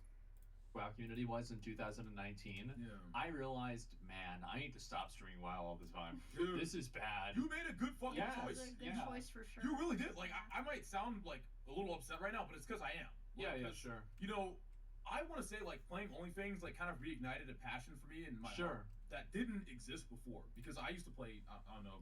I think we talked about. I used to play like a lot of like great MMOs back in the day. Yeah, like BDO, and yeah. like Terra, and it kind of reminded me of the good old days. Right. And like, you know, playing through that and meeting all these cool people in OnlyFans. Yeah. You know, like especially like, you know, I don't know, Yamato, T1, Yeah. Geronimo. God, there's League players. yeah, there's countless, like Gunner, like there's Morgana, there's so many people that I've met, and I'm not gonna be able to name them all, but like meeting all of them and like playing with them, you know, seeing like the wholesome interaction with like Soda and T1. Yeah, Like, for yeah. example, T1 was super excited when he saw Nixia. He was like, "Oh my Yeah, God, yeah. there she is!" And one really wholesome moment that would like I'll stay with me forever was Chance's like, "T1, do you want to tank the boss?" And T1 was like, "Yes, I fucking do." And it was the cutest fucking shit I've ever Yeah, seen. yeah. And it made me realize, man, Chance is a really fucking good guy. Like, he's a really good guy. He and- did a great job leading Yeah. it. I think he really did. Yeah, and he really it's did. everything about it. Like, there's nothing that he could have done differently that would have changed the way that people behave. That is just simply the way that classic WoW players Yeah. are. It's like if you go into that community and you make content, you're gonna have these people. Yeah, And I left the WoW hardcore community. I was Yeah, like, but I know that sooner or later, Yeah. one of these Like, people will kill like, me. that I'm part fucking is, like, such, certain like, of a it. High, Yeah. right? It's such a high, like just such a great high, and then you have this fucking low. These disgusting cesspool. I'm gonna call them like I want to name them. They're like OnlyFang WoW event users. I Yeah. don't want to consider like maybe they are the WoW community, Yeah. but I think they're like a step below. They're there for the drama. Yeah, they're like Yeah. there for the Yeah. drama. They're there to shit on everyone, put everyone down. Oh, Fuck yeah. these retards. Actually, fuck them. Yeah. I agree with you 100%, Ashley. Because Absolutely. when you were telling me about What? why you stepped away from WoW and why you fucking People thought I was crazy. I thought, yeah, people thought you Yeah. were crazy. I thought, you know, maybe it's not so bad because, you know, once I was getting into it, I was like, this is having fun. They aren't so bad. Yeah. Oh boy, once you settle in, Good job getting out. Yeah. Fuck those guys. Yeah. Actually. Well, even That's how I feel about WoW too. I've never heard it said before. I thought I was the only one in the world who felt this way. I was like, I feel like the community. Russ felt like this too. The community is eating itself, and I think people used to troll me, and they thought I was just like bitching and moaning and stuff. But no, I actually really was mourning the death of these games. They thought I was being hyperbolic, but no, I was like mourning the death of these games of like WoW and Rust and stuff, because it's like they're yeah, there's people still playing the games, yeah, but like they're not thriving and fun and bustling like they used to be. They're like these ghost ships of what they used to be, particularly because the community was so fucking toxic. Nobody stuck around, and I'm not willing to do it either. And like, so one of the funny things about Asmongold is he was one of the better WoW players, but he doesn't play WoW anymore. He doesn't play games anymore at all. I guess, yeah, take me all the way the fuck back down there to like there or whatever. Yeah, it's so annoying that you make me do this walk over and over and over again. I wish you would give me a campsite or something. That's it, huh? Yeah, that's it. So, okay, take me down there and I'll try not to die again. I'm having trouble staying alive because these things, they like one shot because I'm a mage, and been a long time since I played WoW Mage, like a really long time. Last time I did it was like,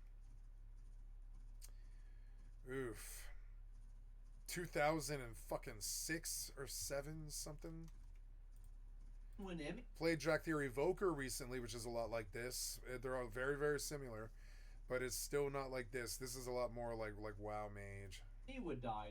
She would get like a bunch of negative comments. It was crazy. No, really? Like I would read them, and they're like, "Oh, well, she could have done this and she could have done that. If I was in that situation, I wouldn't have died." It's funny because like some of the times when I would die, people in chat would be like backseating. Like, but everyone would be saying the same thing. Like, for example, when I died on my hunter, and I was feigning death, everyone said, "Stay, stay, stay, stay." Yeah. And then after I died to that anyway, because some of the mobs resisted, the comments were like, "Well, why didn't she just run? She should so have known. fucking stupid." Yeah, she should have known. Isn't But hindsight literally crazy? not a single person said to run in my chat. Yeah, no. Which, like, to be fair, a lot of the people watching don't even play WoW. Yeah. But, Well, like, you don't know if every single mob resisted. It's obvious Exactly, if yeah. one resists, but it's not obvious if 5 resist. True, yeah. And so it's like, you didn't do anything wrong, really. It's just that sometimes what you did, you shouldn't have been there in the first place. But that's the thing, right? Is it's always structural. Like, it's almost never a bad decision where, like, you could have done something different. Like, usually you just get fucked over, right? And that's it. Yeah. Like, before combat starts was the mistake. Yeah, exactly. Yeah, basically.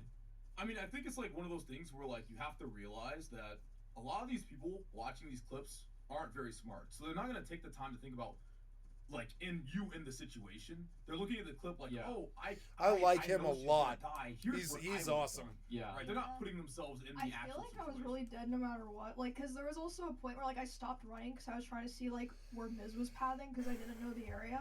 And, like, oh, she could have kept running. But that area has the, what are they? The, like, stealthed panthers. Yeah. So I probably, because, like, there was another time I was running from something and I ran into one of those and almost died. You were in Ashenvale, is that right? Oh, it was This was Stranglethorn. Stranglethornvale. Stranglethornville. Oh, that one. Yeah. They looked at blue trolls. Yeah. I think I was probably dead no matter what.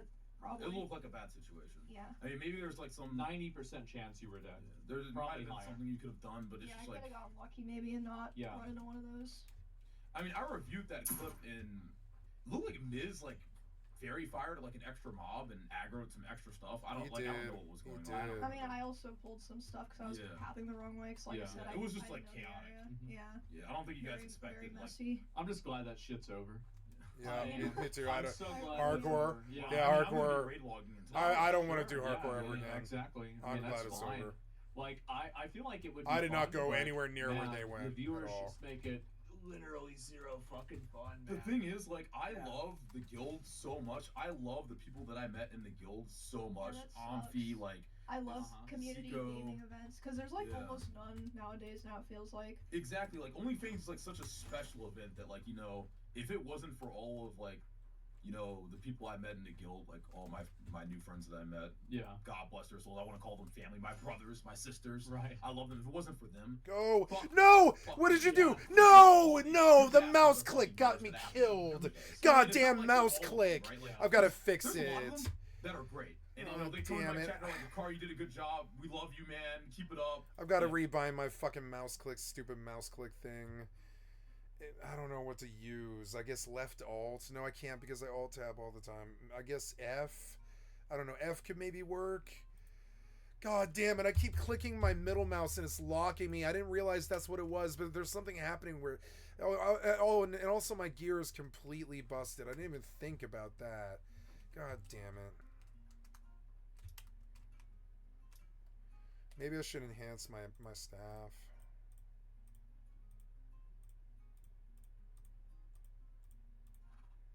Oh, good. It's 24,000 to repair my armor, but I'm already up double where I was. That's good. Well, let's upgrade my... Oops, no, let's upgrade my staff. Steel shards. Okay, well, I don't have that, so whatever. Okay, much better. Maybe without broken armor, it won't be so bad.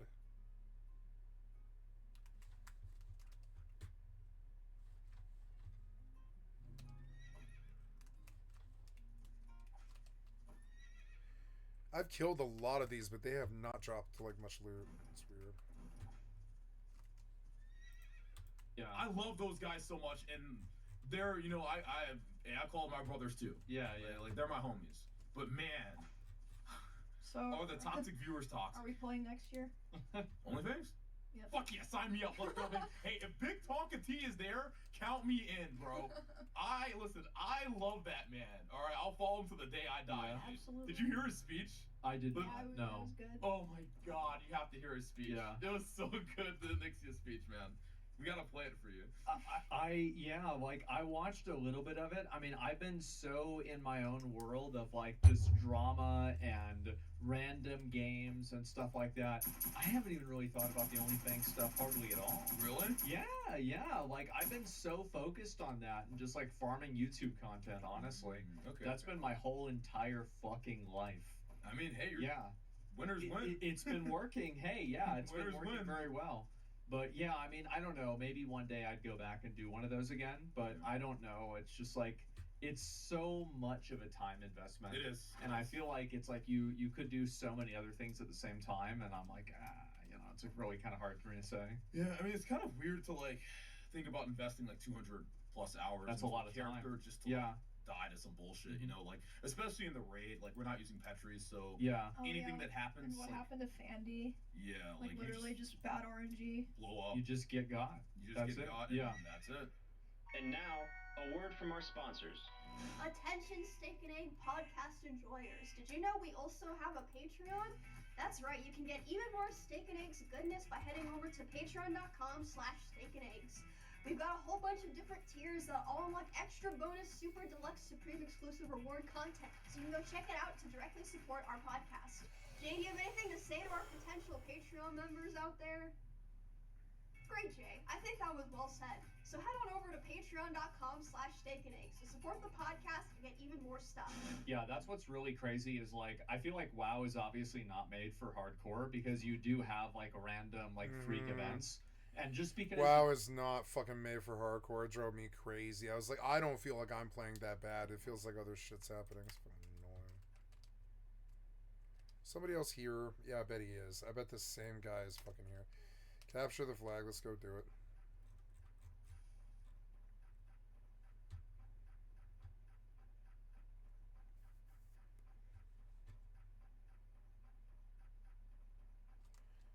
Oops. you can like over prepare and like prevent 99% of them doesn't necessarily mean it was made for that. So it's just a very, very weird situation. Like I would not want to play hardcore WoW. And also I like playing video games and just turning my brain off. Exactly. I don't like having to think about it or plan for anything. I just play the game and I'm just like thinking about 4 other things that have nothing to do with the game at the same time. And I feel like that's something that's gotten lost. I don't know when everyone became so fucking serious about gaming. I don't know when that happened. Like, what happened to playing games for fun? Now, if you try a new build or you try to have fun or you try to play something that's like off like meta, you're not for meta. example, Marvel Rivals, I play Captain America. I think I do pretty damn good on it. I'm almost Grandmaster. I feel the solo same with Raccoon. Captain America, right?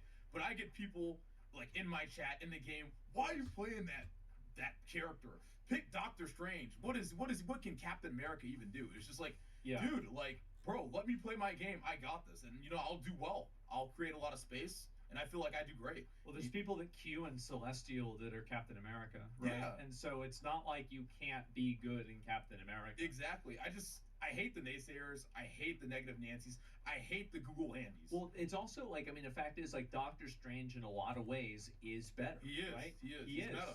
Yeah, and there's a reason why the meta is there. Meta slaves. Meta slaves. It's true, but the meta works, and that's why it's the meta. Yep. And what happened, I think, is Fortnite. I think Fortnite happened.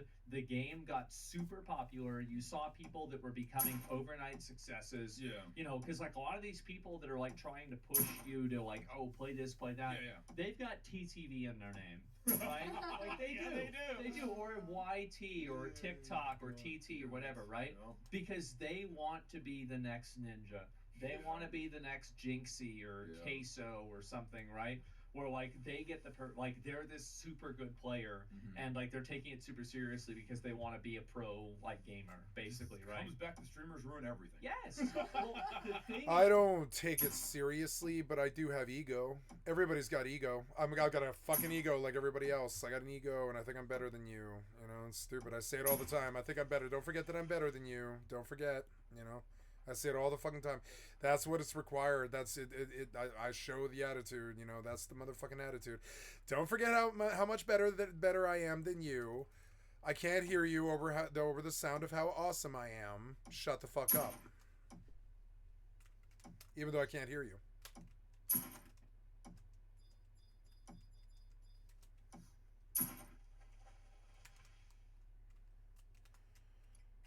gotta wait for this vendor.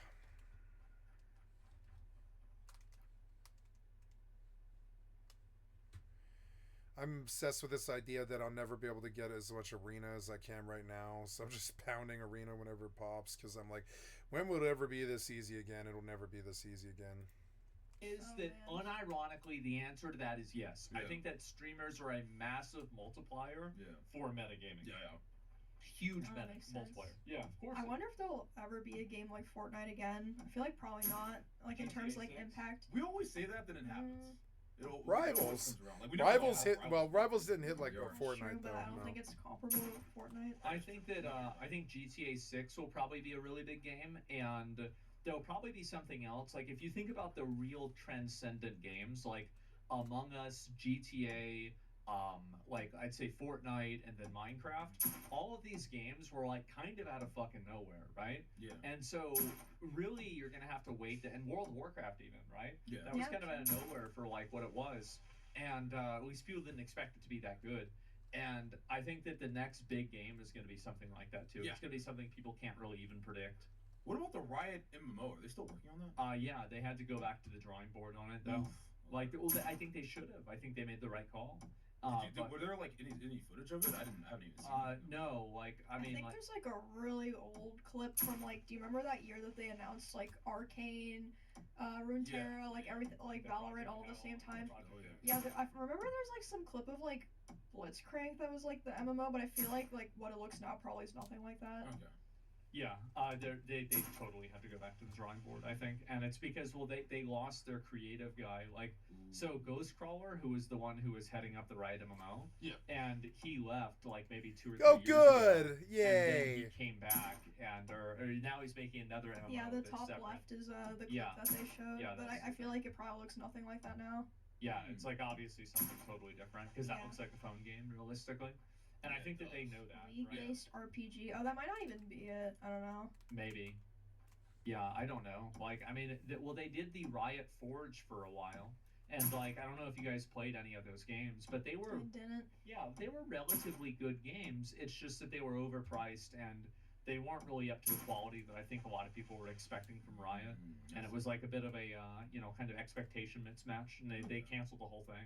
Damn. But yeah, I mean, like a Riot MMO could be huge, But I think that people don't know how to make a good MMO right now. Yeah. And like, I not that I do either, right? I don't know. It's hard. Yeah, I think that what's really going to be, like kind of illuminating is how Monster Hunter Wilds does. Ooh, Because you're going to I'm have. excited about that. Yeah. You're going to have like this degree of like multiplayer aspect and then also single player Yes. aspect. And so I think that's really where you're going to see a lot of the gameplay come from. That's going to be the main thing.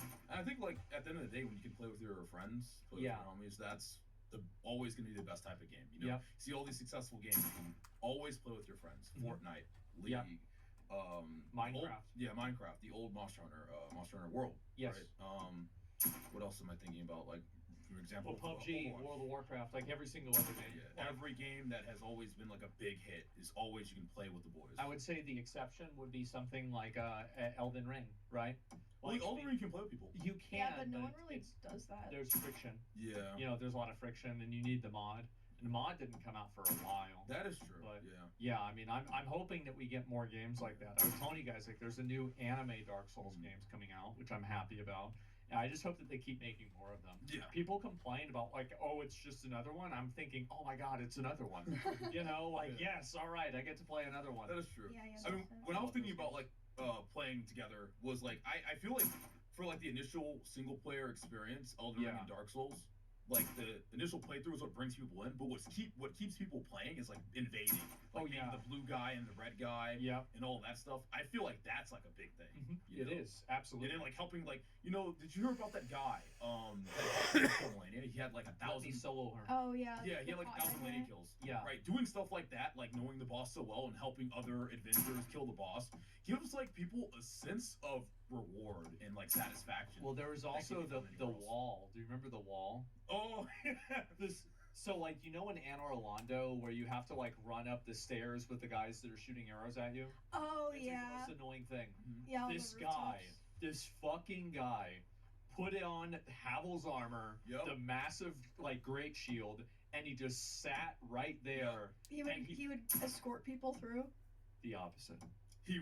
He was the wall. He was the wall. He would stand there. Think about it. Do walls let people through, or they prevent them? Well, from when going you said through? shield, I was like, oh, he's protecting them. He was standing there. It was literally impossible to get past him. Yeah, there was nothing. And he would hold them in place. Yeah. And then the archers would shoot them, and it would knock them off. Yep. And it would kill them. Yep. It was the funniest fucking thing.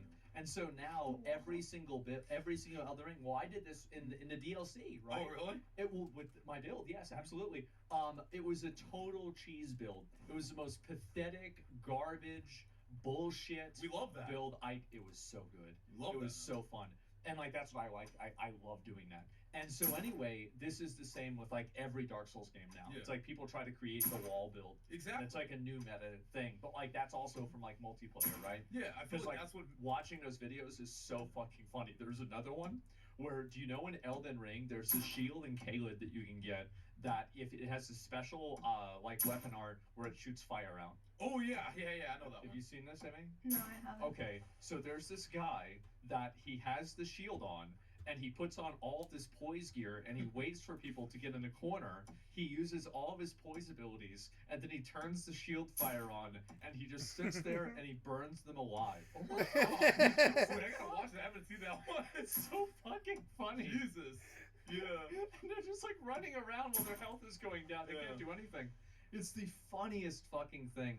I loved it, man. And so all that stuff, like, you're right. It's like those player interactions. Exactly. Yeah. Which is what really... The community And so that's... fun. That, like, I think that there's somewhere in between that and World of Warcraft where, like, the next big MMO is going to be. I think you're onto something. Yeah. I actually think you're onto something. I think isn't that what Ashes of Creation is trying to do? Or is it I think Ashes is more of your traditional lineage video type MMO, actually. I haven't heard much about it. I just know people are all really excited about it. Oh, yeah. Well, I mean, the beta for it is out, or the alpha, actually, is out, and people do really like it. But it's still, like, very much, like, nuts and bolts, right? Like, it's... Like, I'd say 20% what it needs to be. Oh, God. It may be 30%, somewhere. That's not coming out for another 5 years. Probably 4, yeah. I'd say somewhere around there, yeah. Oh my God, y'all are gonna be at 40. Oh, okay. Emmy, don't remind me. You're gonna be 30. Yeah, 31. Man, how about that? I mean, bad. you got the buff, like...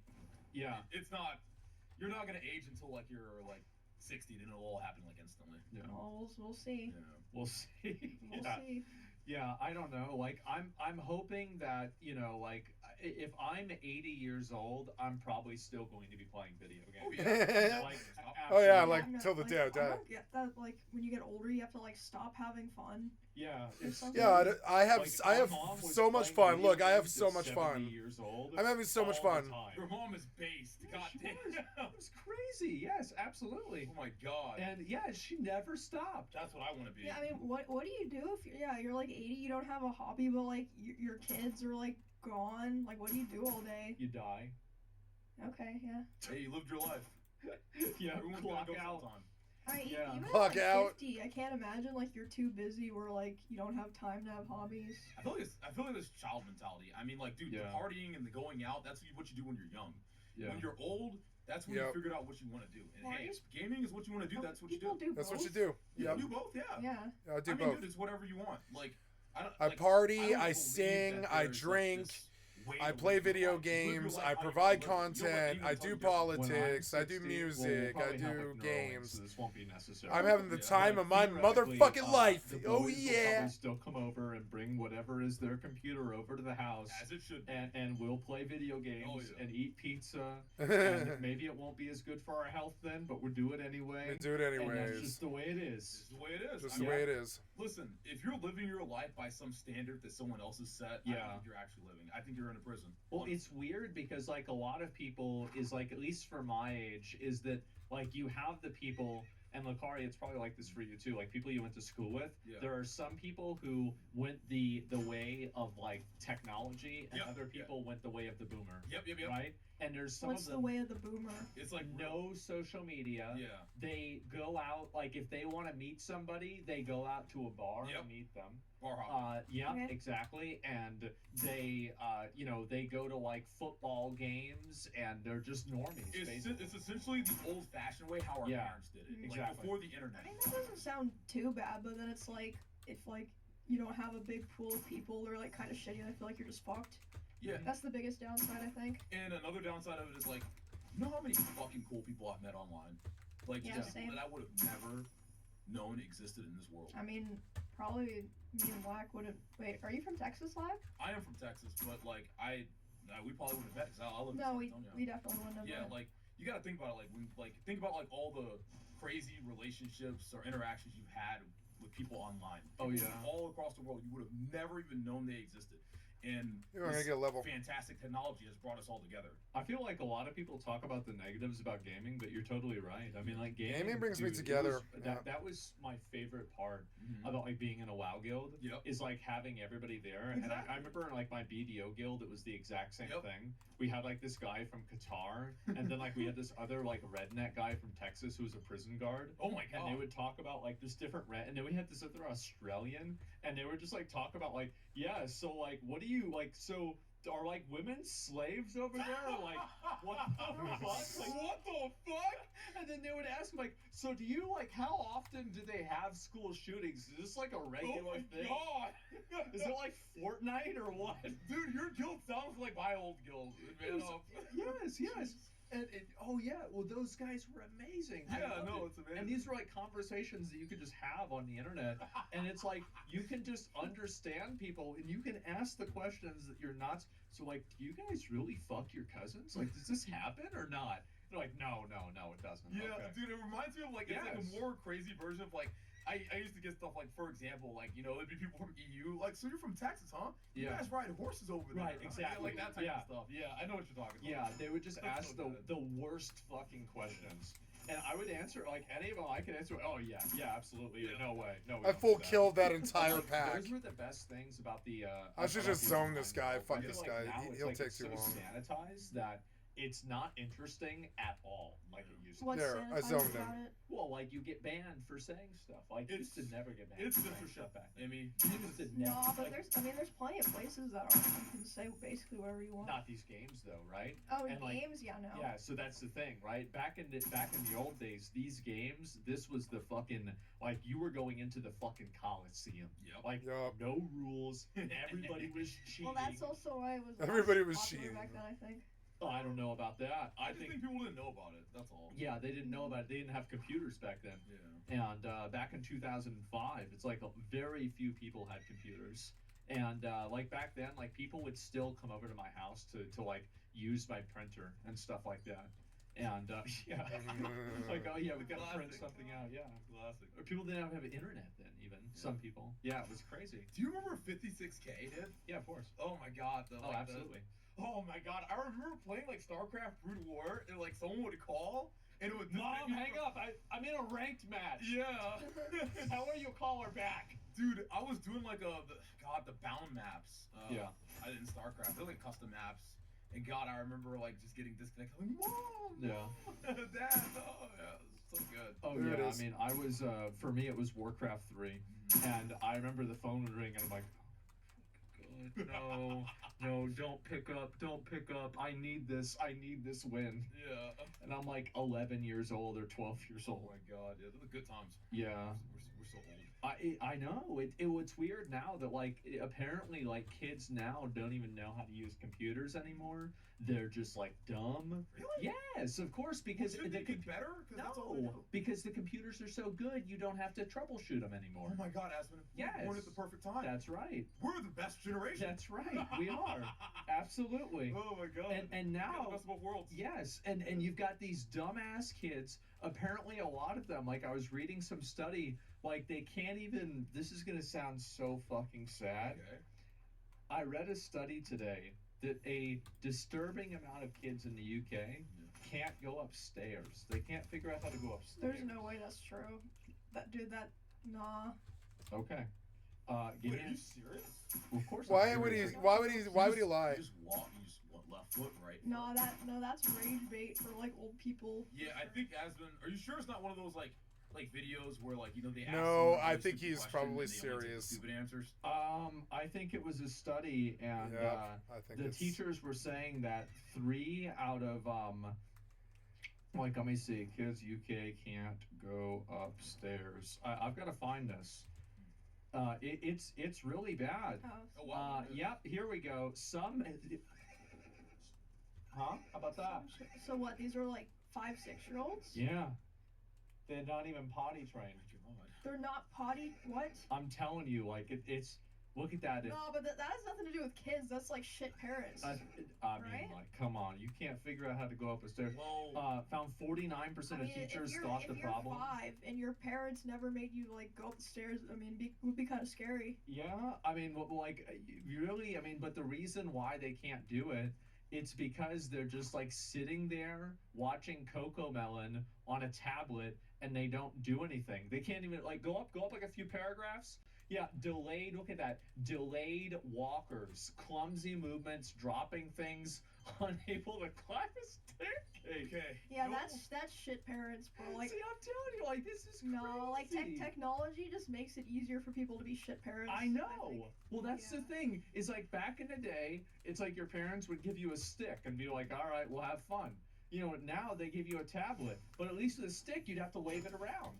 Well, here's the scary part about all of this, right? Yeah. Oh, The most get out terrifying now. part about this is like, shit parents, yeah, but this is gonna scale, right? Oh yeah. Yeah. Because when these kids grow up and then they have kids, Yeah. Got him. worse. It's like a multiplier effect. yes, Yeah. multiplier effect. It's like their kids won't even be able to write their own name. That's terrifying. That shit in Wally where like they're just like Yeah. obese sitting in the chairs. Yeah, that's actually Yeah. terrifying. Well, like- I'm like genuinely I should watch scared for the next Wall-E. one. I That's was such a good thinking movie. about this, right? And it's like everybody talks about idiocracy. Oh yeah, we're going to go to idiocracy. No, we're not, because they had stairs in idiocracy. It's even Oh, worse. it's worse. It's crazy. Oh my god. So yes, no, I feel like we're going to a completely different, crazy place. Yeah. So it's not rage bait, Emmy. It's real life and it's happening right now. You're gonna have 10-year-olds that won't know how to spell their own fucking name. That's just terrifying. Yep. That's I like that he I don't know brought what up to a say about that. social Like, issue. I'm It's actually, it's like, good. I'm so terrified. Can't do I feel math. like Can't do anything. Yeah, I don't even know what to say. Well, I feel like I'm gonna cry. Like, Well, it was bad because remember I kept talking about those teachers talking about how like a lot of their like high schoolers or middle schoolers couldn't read at like a 4th grade level, and I was like, that's insane. But like a 6-year-old not knowing how to climb stairs, that is really Well, like if you pull up, because you can pull up a video of a monkey that can go upstairs. A gibbon that can go upstairs. Like fucking rabbits can go up the stairs. And not only can they go upstairs, but they're just fucking mogging them. They're just going up there like it's nothing, right? Okay, wait, maybe it's some weird mental block. Maybe it's just maybe they can go up the stairs, but they just think they can. I think that the actual problem is that they're so weak because they never move. It's like, so Yep. you know how like they have like certain animals where they like intentionally restrict their movement to like get them, like it's a veal is like this, right? And so except for now we're doing this with people. Bro, that's so fucked. Like, you know how people Yes. talk about how like obese parents letting their kids like become and stay obese is child abuse? I Yes. feel like this is like almost worse. Well, it's basically the same thing. No, it's about the same. Yeah, you're right. Yeah, it is. I mean, like you've got, and so apparently, I think it's like 3 or 5% of like kids nowadays are morbidly obese. That's 100 pounds over obese, and so Kids. I Oh my looked it up. God. I looked it up on the AI told me this, and so I think it's true. Oh my god. Oh yeah, we're going towards a hog nation, gentlemen. So like that Wall-E thing that you're saying is absolutely going to happen, absolutely. Damn. Yep, that's right. And That's just sad. Yeah, Being born into that. well, what 1 in 6 of obesity? No, that's just regular hogs. I'm talking whole hogs. Go to adolescent morbid obesity rate, because that's 1 in 6. Okay, well that's like what? 1 in 6 is crazy. Yeah, but like Still insane, yeah. morbid obesity rate.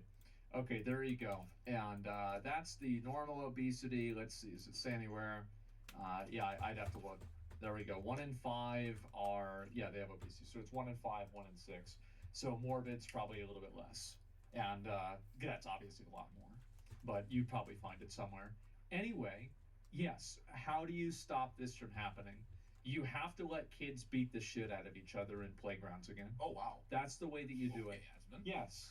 Well, so this is the way that it works. Is that whenever you were a little kid, like You run around like a squirrely crackhead all over the blacktop, all over the fucking all around like the trees and stuff. You throw your jacket out behind you and you're like, I'm a pterodactyl, or I'm a Batman, or I'm Superman, and you act like you're flying through the air and you're running and you're talking. And you jump, you see a curb, so you hop the curb and you hop. Maybe get on a skateboard. You're like, whoa, I'm gonna learn to do this jump now, and I'm gonna fall and skin my knee and shit. That's how I grew up. I think these people grew up with the tablet. Just the tablet. Just the tablet. It must be so shitty. Like, the tablet's fun and it's good, but all things in moderation. I mean, this is something that I didn't struggle with. Wait, protect Officer Eric? Where is that? Oh, okay.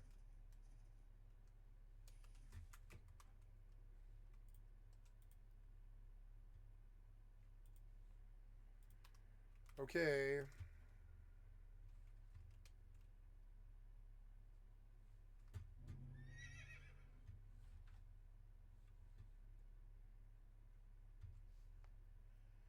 The game looks good sometimes.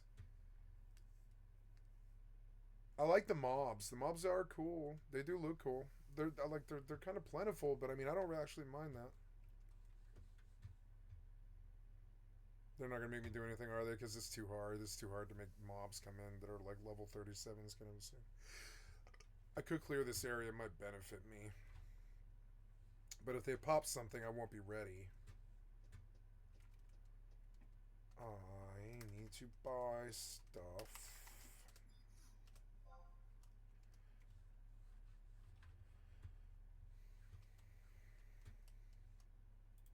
We did that. No, I would do that. Right. Yeah, me and other kids would beat the shit out of each other. Absolutely. Yeah, This is what we would do. Have a sword fight, have a grapple, have a wrestle, have a nice spar, do some punching and stuff. Play some baseball. Baseball's so fucking fun when you're a kid if you actually hit the ball. It's so fun. Or kickball. Kickball's even better. Kickball's so fun. Foursquare, tetherball, run all over the blacktop, sit out in the sun for 2.5 fucking hours and actually get some vitamin D. Instead of like being pale and kind of pasty and sort of pudgy all the time. I know, because I'm bad. But I mean, the weather's been fucking terrible here, but it's about to clear up in like a week, and I'm going to lose like a whole bunch more weight this spring. I'm going to go hard, and I can't wait, but it's been so cold. It's been fucking 30 degrees for like, I don't know, 5 weeks or something. Quest completed. Nice. Do I get to leave? No, I need to reach level 40, but I'm level 32. They're making this harder. They're like, MSQ won't hold your hand anymore. You have to grind. And I'm like, okay, well, let's go grind. That sounds good. If I can ooh, money. If I can grind like this, I don't mind it that bad because it is like large jumps. Ooh. Ooh. Or expiring maybe. Okay, we got a big old motherfucking pack. It's gonna be scary. Let's do it. Gonna open up with 5, close with 4, hit 2, and then drop 7, and 3. Oh, no! I killed them all. And I got a bunch of XP. But I didn't... Yeah, loot for me. Loot. Yeah, loot. Yeah, loot for me. Yay, loot all that for me. Yeah, 1 moment left to die. That's cool, he loots after you're dead.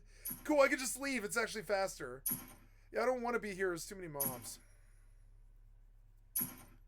I'll go do one of those rifts. Yeah, cool. I killed them all too. Why did I die? I should just potion now by row. Just hammer the potion key just like out of like, just out of sheer fear. If I feel like it's coming, I'm just gonna potion, whatever. It probably stops the damage for a second. Well, I got like a lot of XP right there from that pool, which is good. So,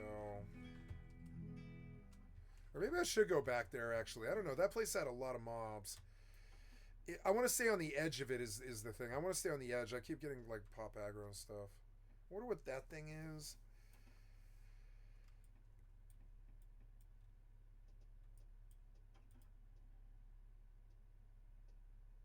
I can start constructing my own buildings now. I've been chopping woods and stuff, but I don't know. I don't really know how to build.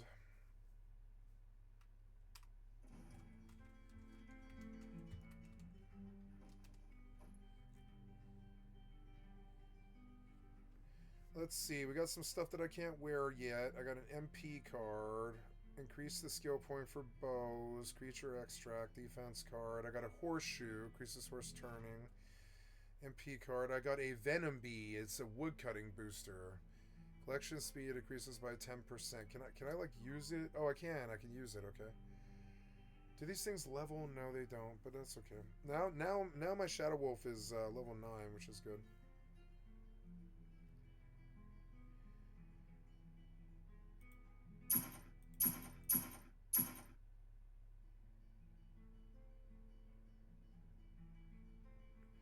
I'm doing good. These things, I can't wear them yet. Oh, I can't. Yeah, I can't wear these yet for a little while. It's starting to slow down, and maybe I should try to do some building, but I don't really understand what to do. They didn't really like guide me for that. Maybe I should visit like the construction NPC. I don't think this is a real town. Yeah, this is not a real town, huh?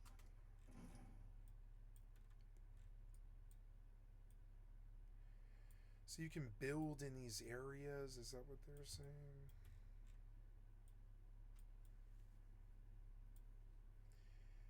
Like, Lonely Cemetery was pretty good, I think, to get to, like, level 37. So, yeah, take me to Rune Mound, I guess. It will dump in Rune Mound. Yes, it'll be a long run, we'll see. Oops. Wait, stop. Mount. Oops.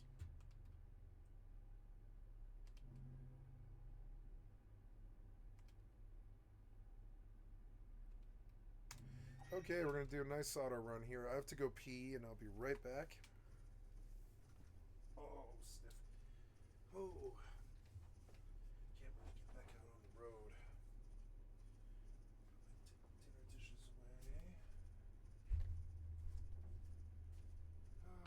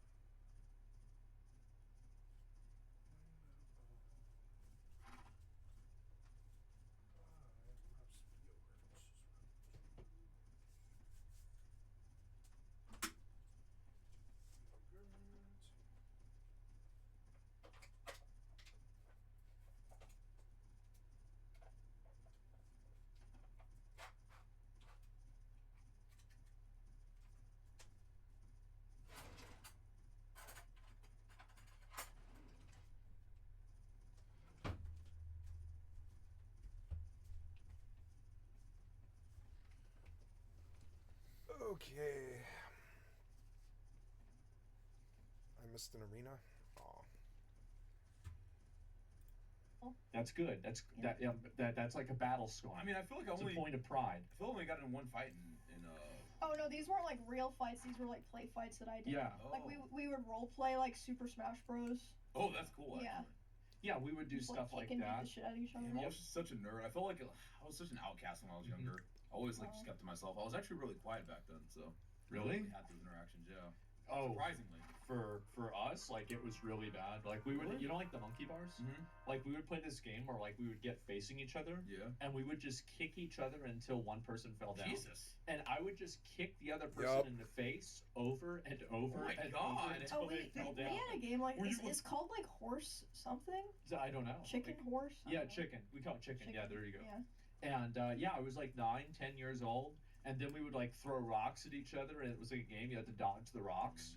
Oh yeah, it was a great time. And so that's what you have to let kids do that, because if they don't do that, there's no reason for them to move around. Yeah. And so if you give them like a bunch of sticks, well, they'll figure out what to do with the sticks, and they're gonna hit each other with the sticks.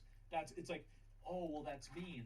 No, it's not. That's what monkeys do, and we're monkeys, so just let them do Yeah, it. let them do it. Yeah, it's that Actually. simple. That's what we do. And so Yeah, that's what we do. That's the secret. You Okay. have to let kids beat the shit out of each other Alright. again. That's Throw rocks at each other again. That's a very good solution. It's just like Yep. it's very surprising to me because I guess like from my perspective, I was in the animes and like the movies where you have that one kid that's always just in the corner. Oh yeah. Yeah, that was me. Yeah, he shoots up the school.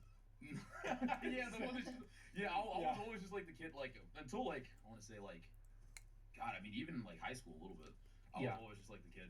Well, actually in high school I was like the kid that was like in every friend group. Yeah. But like Mhm. up until high school, it was kind of like I was always like the kid that was like just by himself in the corner, not really talking. Yeah, I yeah. was a very, very, very quiet person until Mhm. like around high school. So, Okay. Yeah, I mean, like, I feel like that's what do you think that they should do to the kids? Bro, I don't even fucking know. Like, I feel like because there's Like, there's neutral always forces? been shitty parents, right? Yeah. But like back in the day, if a kid was neglected, they would just like go out and like figure out their own shit, like you were saying. Yeah. But now like they're probably just gonna stay in their room and like be on their phone or computer. Yeah. So like I really don't know. It's too good. It's technology. 'Cause you can't make shitty parents not exist. Yeah, but you've got to let the kids go out and play with sticks, and you've got to let them get hurt sometimes. That's it. And that's just how it is. And if you don't let them do that, they're never going to learn. Yeah. And then they're going to grow up to be adults, and then they're going to go fucking crazy, and they're going to fuck up their life. That's what happens. He's right though. Yeah, because you. That's so sad. Like I just can't imagine like the first like I don't know like 18 to like a lot of people probably won't even move out of their parents' house when they're 18. So like I don't know like 18 to 25 years of your life. Yeah. Just like all you know is being inside, like on your phone. Yeah, you're addicted to like anime girls. You have like emotional relationships.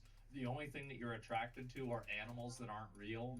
All of your friends are on the internet. You don't even Yeah, know but like any of them. how if that's your whole life Yeah, I'm for not. like your I can't formative years, relate. how are you supposed to go out and like have something else? Well, you Yeah. don't. You don't. Yeah, Yeah, you don't. You just exactly. sit home all day and you complain about it on Twitter. That's what you do. Where do you think these people come from?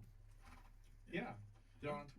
Yeah, I mean personally, I don't, You're I on don't think there's Twitter. anything wrong with staying at your parents' house. No, I didn't mean it that way. Oh, yeah. I'm still in my mom's Yeah, house. no, I just meant from the perspective of like someone who feels like very like trapped in their life. Oh, Like they're yeah. like, I know that I'm miserable, but I don't know how to fix it Well, because that this is happened what to I've you, always right? known. Like you were locked down until you were like 15, right?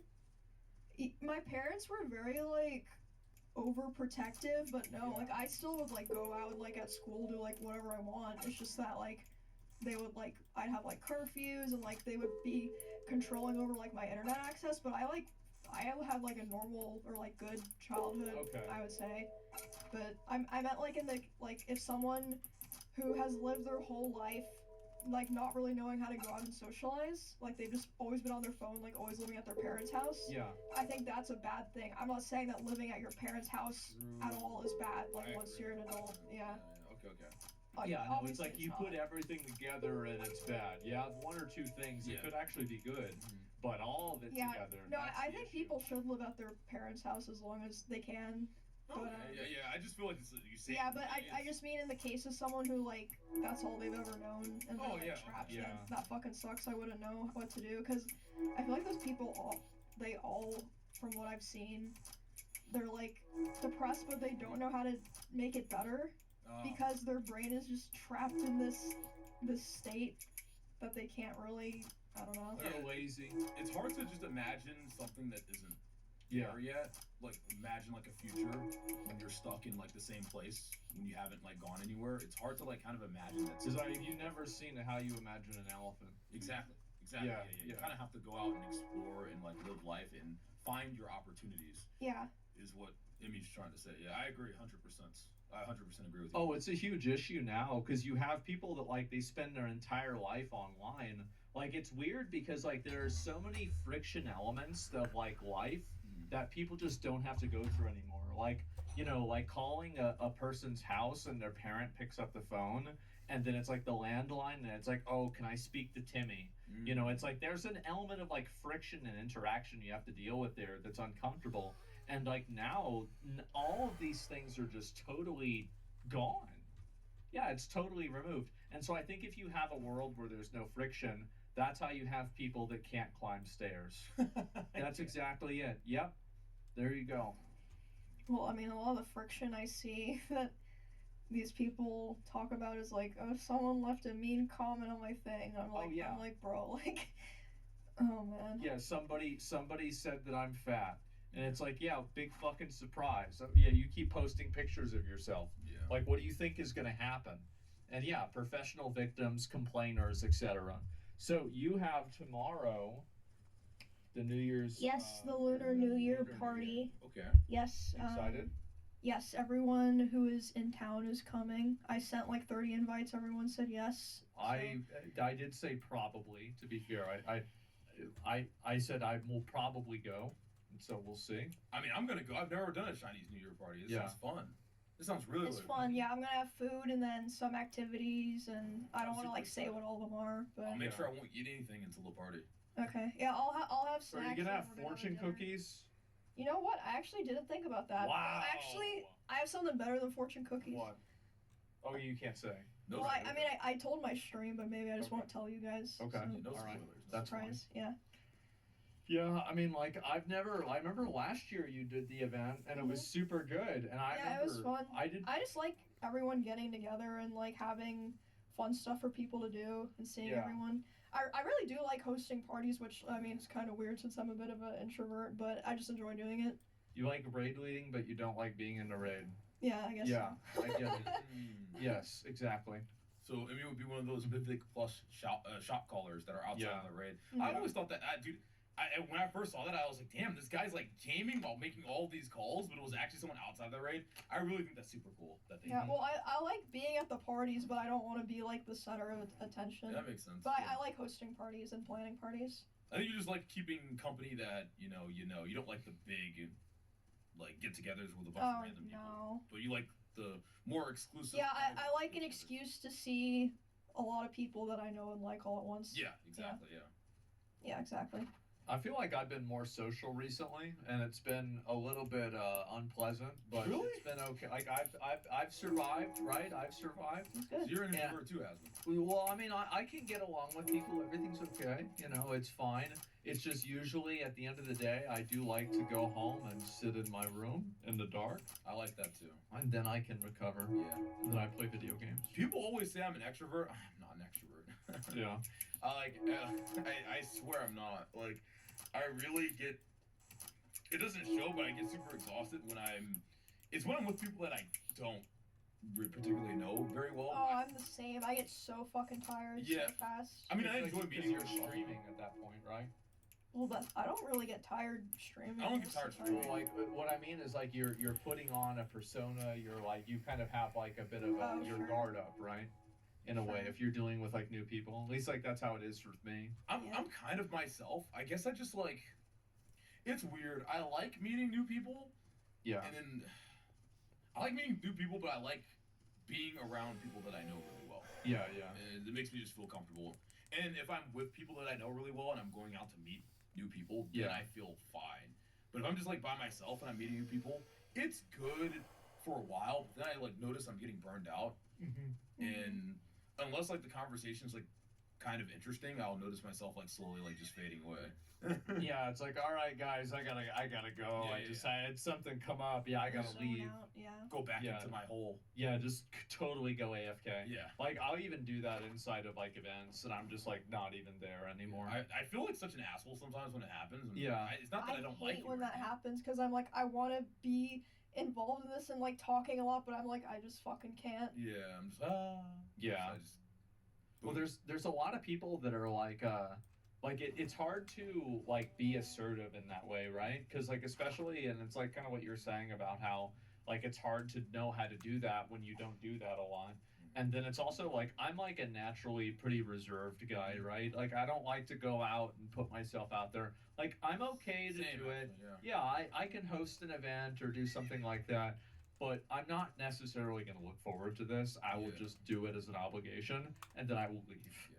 And so, other than that, yeah, I do not like that at all. Yeah, for me, I feel like I'm like super non-confrontational. Like I'll try to avoid like an issue or a problem as much as possible. Oh, I am too. And I'll try, like, if someone's like has like an issue or a problem, I try to do like whatever I can to try to make them feel better. Yeah.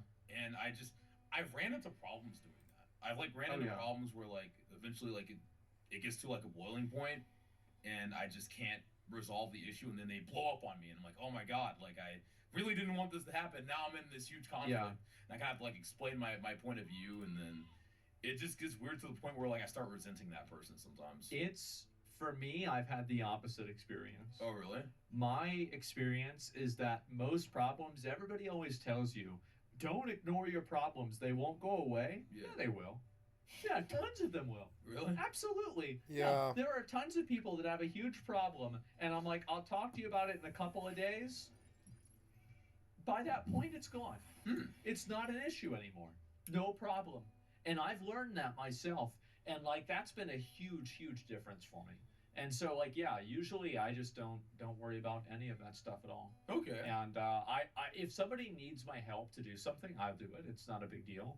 But most of the time, it's like people that are just trying to be annoying or something like that. Or trying to get something from you. Yeah. You just can never Oh, tell. yes. That's why I feel like meeting new people is so exhausting, because I just never know what they really want, you know? Yeah. But I mean, I feel like most of them have good intentions.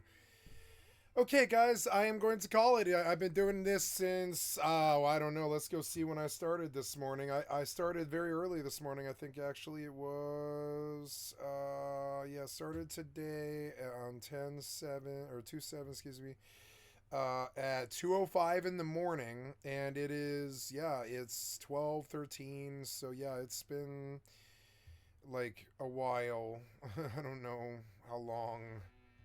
Yeah, like,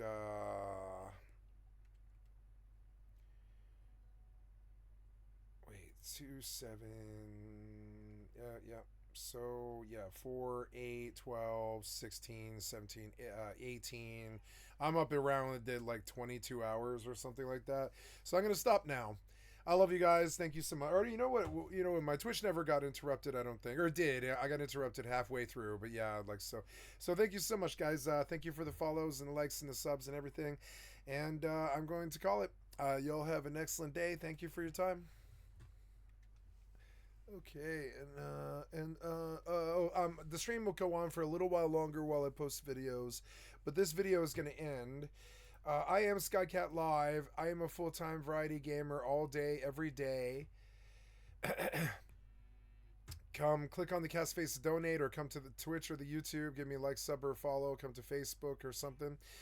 And I will be back tomorrow morning sometime around like noon or something like that. I'm not really sure when. And I will be back to play some more Quimfall and some FFXI and some Eve. Might do a Black Mage party tomorrow, maybe. I don't know how I'll feel. We'll see. Got to buy another ship in X4. I'm starting to churn out like more ships per day now, which is awesome. We're going to get further and further as we go. So I guess I'll do that because I don't really want to stop the money flow.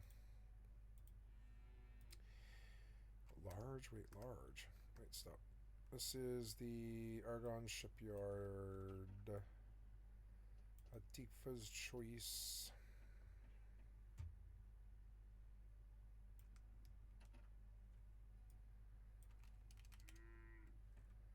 There we go. So, yeah, the Argon ship. I want to buy ships. I want you to go to medium, drill mineral, vanguard, high preset. Add to shipping list. This was 1505. Sometimes they're cheaper, but they weren't cheaper today. That's okay. Bought another ship. I'm gonna stop this game now. I'm tired. Exit game. It was a good Friday. Quite a good Friday. You know, had a lot of fun.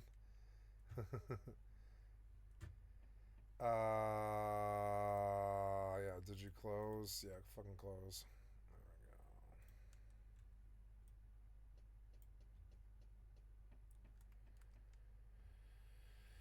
go. Okay, so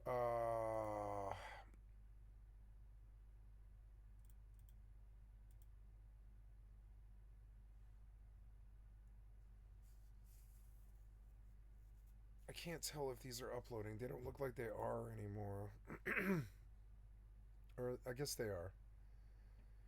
So I guess, I don't know, I guess I can try and upload these. I titled all of these except for this one, which is the first set of today, I guess. Yeah, 0531, 20531. Yeah, that's the first one that I started at 2 a.m. today, which is good. So then I guess we do actually upload. I'm going to stop the video, guys. Thank you. Skycatlive. See ya. And, yeah, I love you. Bye.